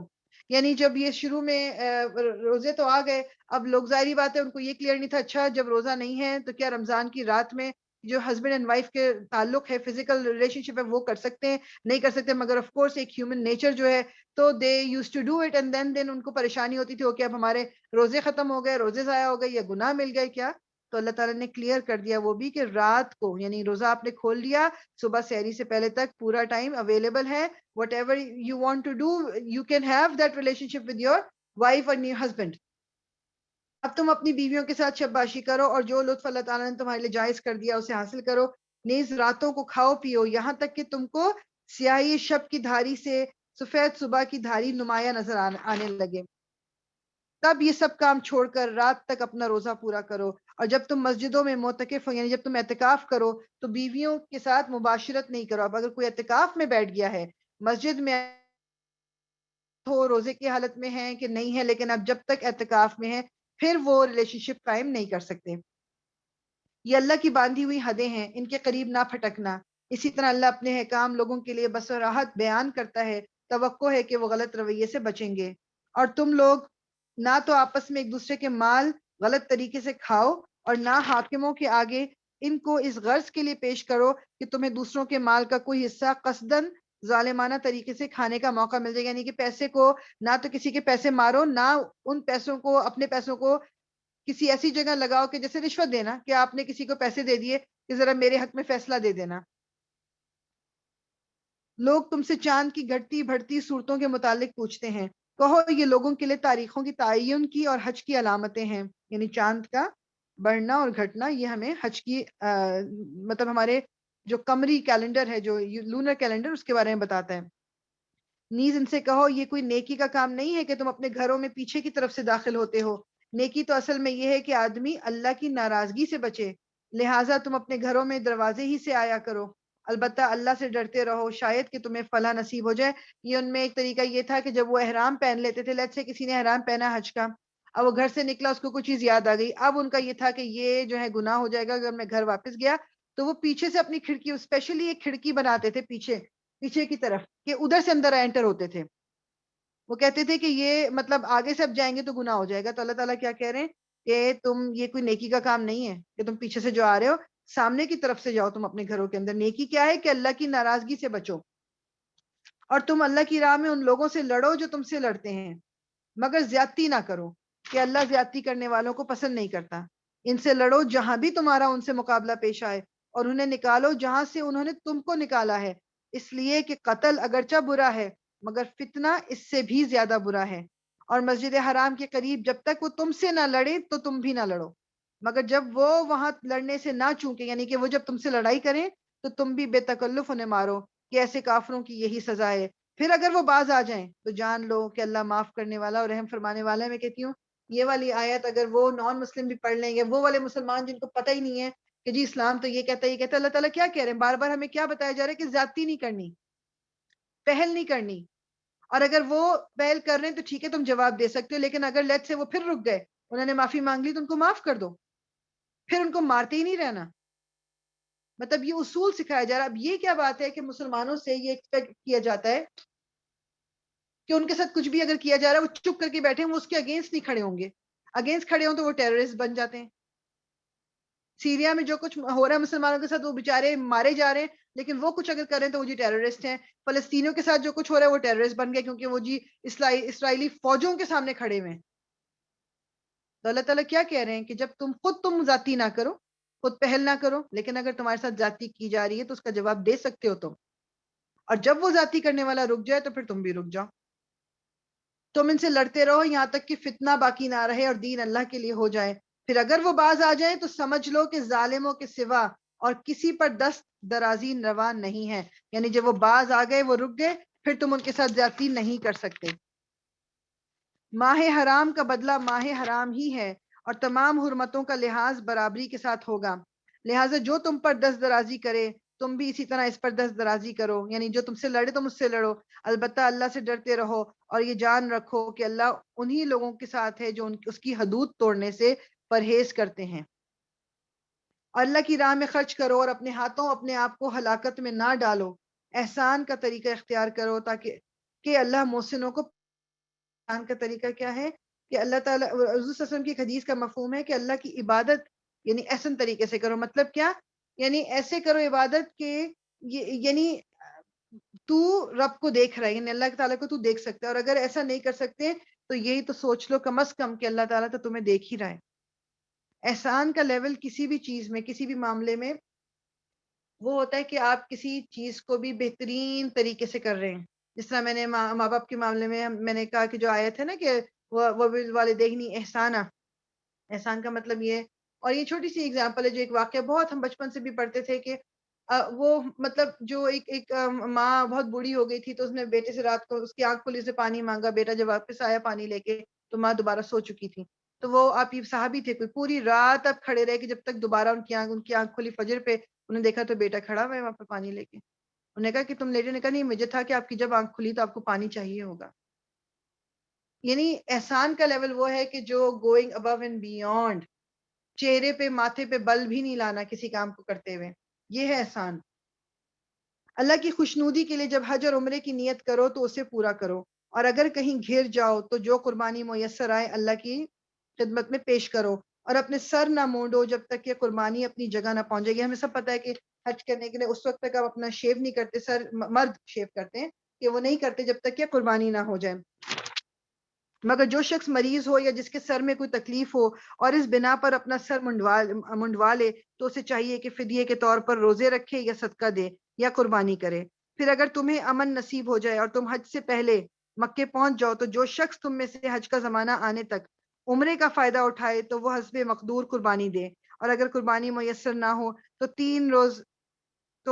3 روزے حج کے زمانے میں اور 7 گھر پہنچ کے. یعنی کہ اگر کسی کو قربانی میسر نہیں ہے، you were supposed to give قربانی، ابھی میں اس کی ڈیٹیل میں نہیں جانا چاہ رہی، تو بس 3 روزے آپ وہ حج کے دنوں میں رکھ لیں اور 7 گھر پہنچ کر اس طرح پورے 10 روزے رکھ لیں. یہ رعایت ان لوگوں کے لیے ہے جن کے گھر بار مسجد حرام کے قریب نہ ہو. یعنی کسی قسم کا آپ نے ایک ایسی چیز کر دی ہے کہ آپ نے قربانی کرنی تھی اور آپ نہیں کر سکے، یہ اس کا وہ ہے. لیکن اس کے جو فقہی مسئلہ ہے میں وہ بھی کوئی ڈسکس نہیں کر رہی. اللہ کے ان احکام کی خلاف ورزی سے بچو اور خوب جان لو کہ اللہ سخت سزا دینے والا ہے. حج کے مہینے سب کو معلوم ہیں. جو شخص ان مقررہ مہینوں میں حج کی نیت کرے اسے خبردار رہنا چاہیے کہ حج کے دوران میں اس سے کوئی شہوانی فعل، کوئی بدعملی، کوئی لڑائی جھگڑے کی بات سرزد نہ ہو. یعنی کہ حج کے مہینے کیا ہیں؟ یعنی کہ جو ہمیں پتہ ہے کہ ہم جس مہینے میں بھی حج کرنے ہم جاتے ہیں، اس زمانے میں جیسے وہ لوگ کیا کرتے تھے جب عربوں کے زمانے میں، جو پرانے زمانے میں، کہ وہ مہینہ بدل دیا کرتے تھے موسم کے حساب سے. تو اللہ تعالیٰ کیا کہہ رہے ہیں کہ حج کے مہینہ سب کو پتہ ہے، ٹھیک. اور یہ جو حرام مہینے ہیں بیسیکلی یہ بھی سب کو پتہ ہے کہ جو حرام مہینے کون سے؟ ذوالقعدہ، ذوالحجہ، محرم اور پھر ایک رجب. لیکن جو 3 ساتھ ہے نا، اب کیونکہ اس زمانے میں جب لوگوں کو جانا ہوتا تھا بہت پہلے سے پلاننگ کر کے جاتے تھے نا، جب دور دور سے جو لوگ آتے تھے. تو اللہ تعالیٰ کہہ رہے ہیں حج کے مہینے سب کو پتہ ہے، ان کا بدل دینا مطلب تم بدل لو یا نہ بدل لو، اللہ تعالیٰ کہہ رہے ہیں سب کو معلوم ہے. اب جب جس نے نیت کر لی، جس نے احرام پہن لیا، اب وہ کوئی بد عملی نہیں کر سکتا. اپنی زبان پہ بھی کنٹرول رکھنا ہے، اپنی جو خواہشات ہیں ان پہ بھی کنٹرول رکھنا ہے. اور یہ آگے اور بھی ڈیٹیل آتی جائیں گی. اور جو نیک کام تم کرو گے وہ اللہ کے علم میں ہوگا. سفر حج کے لیے زاد راہ ساتھ لے جاؤ، اور سب سے بہتر زاد راہ پرہیزگاری ہے. یعنی اس وقت تو لوگوں کو اپنا کھانا پینا چیزیں ساتھ لے کے جانی ہوتی تھی نا، سامان پورا لاد کے لے کے جاتے تھے. ہماری طرح آج کل نہیں ہے کہ ہم گئے اور وہاں پر سب کچھ ہمیں میسر آ جاتا ہے. تو اللہ تعالیٰ کہہ رہے ہیں کہ راستے کے لیے سامان لے کر جاؤ، لیکن ایک پرہیزگاری جو ہے سب سے بہتر وہ ہے، یعنی کہ اتنا لے کے جاؤ جتنی ضرورت ہوگی، باقی اللہ تعالیٰ پہ قناعت کرو. بس اے ہوش مندو میری نافرمانی سے پرہیز کرو، اور اگر حج کے ساتھ ساتھ تم اپنے رب کا فضل بھی تلاش کرتے جاؤ تو اس میں کوئی مذائقہ نہیں ہے. میننگ کہ اب اس وقت ظاہری بات ہے، جیسے میں نے پہلے بتایا کہ ٹائم زیادہ لگتا تھا تو لوگ کیا کرتے تھے، بعض دفعہ اپنے اونٹ پہ وہ سامان تجارت بھی ساتھ رکھ لیتے تھے کہ ظاہری بات ہے کمائیں گے کہاں سے، ان کا کوئی اس طرح کا بینک بیلنس کا چکر تو نہیں تھا. تو پھر وہ ساتھ میں چیزیں کبھی اپنے سفر کے دوران بھی کہیں پر پڑاؤ ڈالا یا کچھ کیا تو انہوں نے چیزیں بیچ دی کر دی، تو اللہ تعالیٰ کہہ رہے ہیں دیٹ از اوکے. پھر جب عرفات سے چلو تو مشعر حرام یعنی کہ مزدلفہ پہنچو، جب عرفات سے نکل کر مزدلفہ کے پاس ٹھہر کر اللہ کو یاد کرو، اور اس طرح یاد کرو جس کی ہدایت اس نے تمہیں دی ہے، ورنہ اس سے پہلے تو تم لوگ بھٹکے ہوئے تھے. یعنی پہلے جو جاہلیت کے زمانے میں جو تھے حج تو اس وقت بھی کرتے تھے نا، تو اس وقت وہ کیا کرتے تھے کہ جب یہ مزدلفہ جا کے بیٹھتے تھے، اول تو یہ مزدلفہ نہیں جاتے تھے، عرفات میں رک جاتے تھے. وہ کہتے تھے مزدلفہ جو ہے یہ عام غریب غربا جاتے ہیں، ہم نہیں، جو بڑے بڑے لوگ ہوتے تھے نہیں جاتے تھے، اور وہاں بیٹھ کے اپنے آباء و اجداد کے قصے اور ذکر کیا کرتے تھے، ان کو یاد کیا کرتے تھے ہم تو یہ تھے اور ہم تو وہ تھے. اللہ تعالیٰ کیا کہہ رہے ہیں کہ تمہیں وہاں پر مزدلفہ کے پاس ٹھہر کر اللہ کو یاد کرو، اور اس طرح یاد کرو جس کی اس نے ہدایت دی ہے، ورنہ اس سے پہلے تو تم بھٹکے ہوئے تھے. پھر جہاں سے اور سب لوگ پلٹتے ہیں وہیں سے تم بھی پلٹو اور اللہ سے معافی چاہو، یقیناً وہ معاف کرنے والا اور رحم فرمانے والا ہے. پھر جب اپنے حج کے ارکان ادا کر چکو تو جس طرح پہلے اپنے آباء و اجداد کا ذکر کرتے تھے اس طرح اب اللہ کا ذکر کرو، بلکہ اس سے بھی بڑھ کر. اگر اللہ کو یاد کرنے والے لوگوں میں بھی بہت فرق مگر اللہ کو یاد کرنے والے لوگوں میں بھی بہت فرق ہے. ان میں سے کوئی تو ایسا ہے جو کہتا ہے کہ اے ہمارے رب. اب یہ وہ آ گئی جو اب اس میں پہلا پارٹ ہے، یہ تو عربی میں بعد میں پڑھوں گی، پہلے اس کو اردو کرتے ہیں، پھر آگے وہی والی جو آیت ہماری آ جائے گی 201 جو کہ ربنا آتنا جو ہم سب یاد کی ہوئی ہوتی ہے ہم نے، یہ ہے آیت نمبر 200. اس میں کیا کہنا، کچھ لوگ تو ایسے ہیں کہ کہتے ہیں کہ اے ہمارے رب ہمیں اس دنیا ہی میں سب کچھ دے دے. ایسے شخص کے لیے آخرت میں کوئی حصہ نہیں ہے نا. ایسے لوگ بھی ان کو دنیا میں کہ آخرت آگے کس نے دیکھا ہے، بس دنیا کی زندگی ہے، جی لو، live for today، اپنا سب کچھ ابھی کر لو، جو کچھ ہے یہ ابھی ہے، یہ انجوائے کر لو، آگے بعد میں کس نے دیکھا ہے کیا ملتا ہے کیا. تو اللہ تعالیٰ کیا کہہ رہے ہیں، جو لوگ تو یہ کہتے ہیں کہ ہمیں دنیا میں سب کچھ دے دے، ایسے شخص کے لیے آخرت میں کوئی حصہ نہیں ہے. اور کوئی کہتا ہے کہ اے ہمارے رب ہمیں دنیا میں بھی بھلائی دے اور آخرت میں بھی بھلائی، اور آگ کے عذاب سے ہمیں بچا. ربنا آتنا فی الدنیا حسنہ وفی الآخرۃ حسنہ وقنا عذاب النار آمین یا رب العالمین. ہماری دعا ہی یہ ہونی چاہیے. اپنی پرٹیکولر دعا تو انسان ضرور مانگے، لیکن ایک جنرل دعا جو ہے نا، جو کہ مجھے یہ اتنی کمپلیٹ دعا لگتی ہے، اٹ از سو کمپلیٹ. جو بھی بھلائی اللہ تعالیٰ اس دنیا میں وہ دے اور آخرت میں بھی بھلائی دے، یعنی دین اور دنیا دونوں میں اللہ تعالیٰ تو ہمیں کامیابی دے. مطلب اس میں کوئی حرج نہیں دنیا مانگنا، دنیا کیوں نہیں مانگ سکتے. دنیا میں اللہ تعالیٰ ہمیں آرام دے، ہمیں سکون دے، ہمیں خوشیاں دے، ہمیں صحت دے، سلامتی دے، ہمارے ارد گرد نیک لوگ، اچھے لوگوں کا اٹھنا بیٹھنا کرے، ہمیں ان لوگوں میں ہم اٹھیں جو صالحین ہیں. بالکل مانگ سکتے ہیں یہ دعا ہم، لیکن آخرت کو مانگنا نہ بھولیں. بس اللہ تعالیٰ تو ہمیں آخرت میں بھی کامیاب کر. یہ نہ ہو کہ دنیا میں تو بہت کچھ مل گیا اور آخرت میں پھر انسان جو ہے وہ خالی ہاتھ آ جائے. ایسے لوگ اپنی کمائی کے مطابق دونوں جگہ حصہ پائیں گے اور اللہ کو حساب چکاتے کچھ دیر نہیں لگتی. یہ گنتی کے چند روز ہیں جو تمہیں اللہ کی یاد میں بسر کرنے چاہیے، یعنی ابھی حج کے بعد کے ٹائم جو ہے نا، جو وہاں رکتے ہیں منا میں. پھر جو کوئی جلدی کر کے 2 ہی دن میں واپس ہو گیا تو کوئی حرج نہیں، اور جو کچھ دیر زیادہ ٹھہر کر پلٹا تو بھی کوئی حرج نہیں، بشرط یہ ہے کہ یہ دن اس نے تقوی کے ساتھ بسر کیے ہوں. اللہ کی نافرمانی سے بچو اور خوب جان رکھو کہ ایک روز اس کے حضور میں تمہاری پیشی ہونے والی ہے. یعنی کہ کچھ لوگ حج منا میں زیادہ دن رکتے ہیں اور کچھ لوگ کم رکتے ہیں، تو اللہ تعالیٰ کہہ رہے ہیں کہ اس میں کوئی ذائقہ نہیں. انسانوں میں کوئی تو ایسا ہے جس کی باتیں دنیا کی زندگی میں تمہیں بہت بھلی معلوم ہوتی ہیں اور اپنی نیک نیتی پر وہ بار بار خدا کو گواہ ٹھہراتا ہے، مگر حقیقت میں وہ بدترین دشمن حق ہوتا ہے. یعنی کہ کچھ لوگوں کا بولنا تمہیں بہت پسند آتا ہے اس دنیا میں، اس کی زبان بڑی اچھی لگتی ہے، وہ ورڈ بڑے اچھے اچھے یوز کرتا ہے، بار بار کہتا ہے واللہ، اللہ کی قسم، قسمیں کھاتا ہے، اللہ تعالیٰ کو گواہ بناتا ہے، مگر حقیقت میں وہ بدترین، کیونکہ یو ڈونٹ نو اس کے دل میں کیا ہے، وہ پیچھے سے کیا ہے، اونلی اللہ جانتا ہے. تو کسی کو بھی ایک دم جان کے اور اس کو فالو کرنے کے پہلے ہم اپنی پوری جانچ پڑتال کر لیں. جب اسے اقتدار حاصل ہو جاتا ہے تو زمین میں اس کی ساری دوڑ دھوپ اس لیے ہوتی ہے کہ فساد پھیلائے، کھیتوں کو غارت کرے اور نسل انسانی کو تباہ کرے. کہ جب یہ ہمارے اب جو بھی لیڈرز ہیں, آپ دیکھ لو کہ جو اراؤنڈ دا ورلڈ, آپ نوٹ کر لو کہ جو اپنے فائدے کے لیے, سب اپنے فائدے کے لیے جب موقع ملتا ہے تو کسی انسان کو قتل کروانے میں کوئی حرج نہیں ہے, مروانے میں کوئی ان کے لیے برائی نہیں ہے اس کے اندر. جہاں ابھی اگین میں اگزامپل دوں گی فلسطین کی, اسرائیل وہاں پر کچھ بھی کرتا رہے, سب دنیا چپ کر کے بیٹھی ہے. اب جب یہ رشیا اور اس کا ہوا تو کیسے سب ایک دم کھڑے ہو گئے,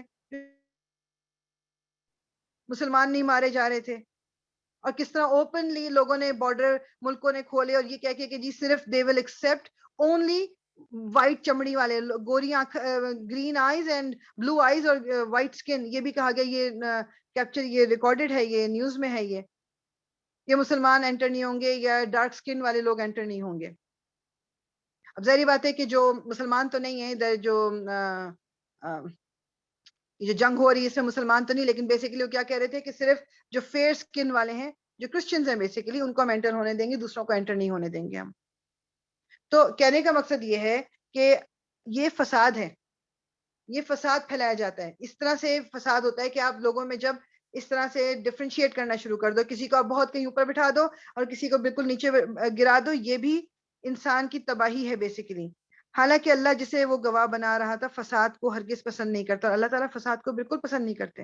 اور جب اس سے کہا جاتا ہے کہ اللہ سے ڈرو تو اپنے وقار کا خیال اس کو گناہ پر جما دیتا ہے. یعنی لیٹس سے کہ کوئی غلط چیز کر رہا تھا, کوئی آپ میں سے, ہم میں سے اس کو بولے کہ بھائی تم یہ غلط کر رہے ہو, مت کرو.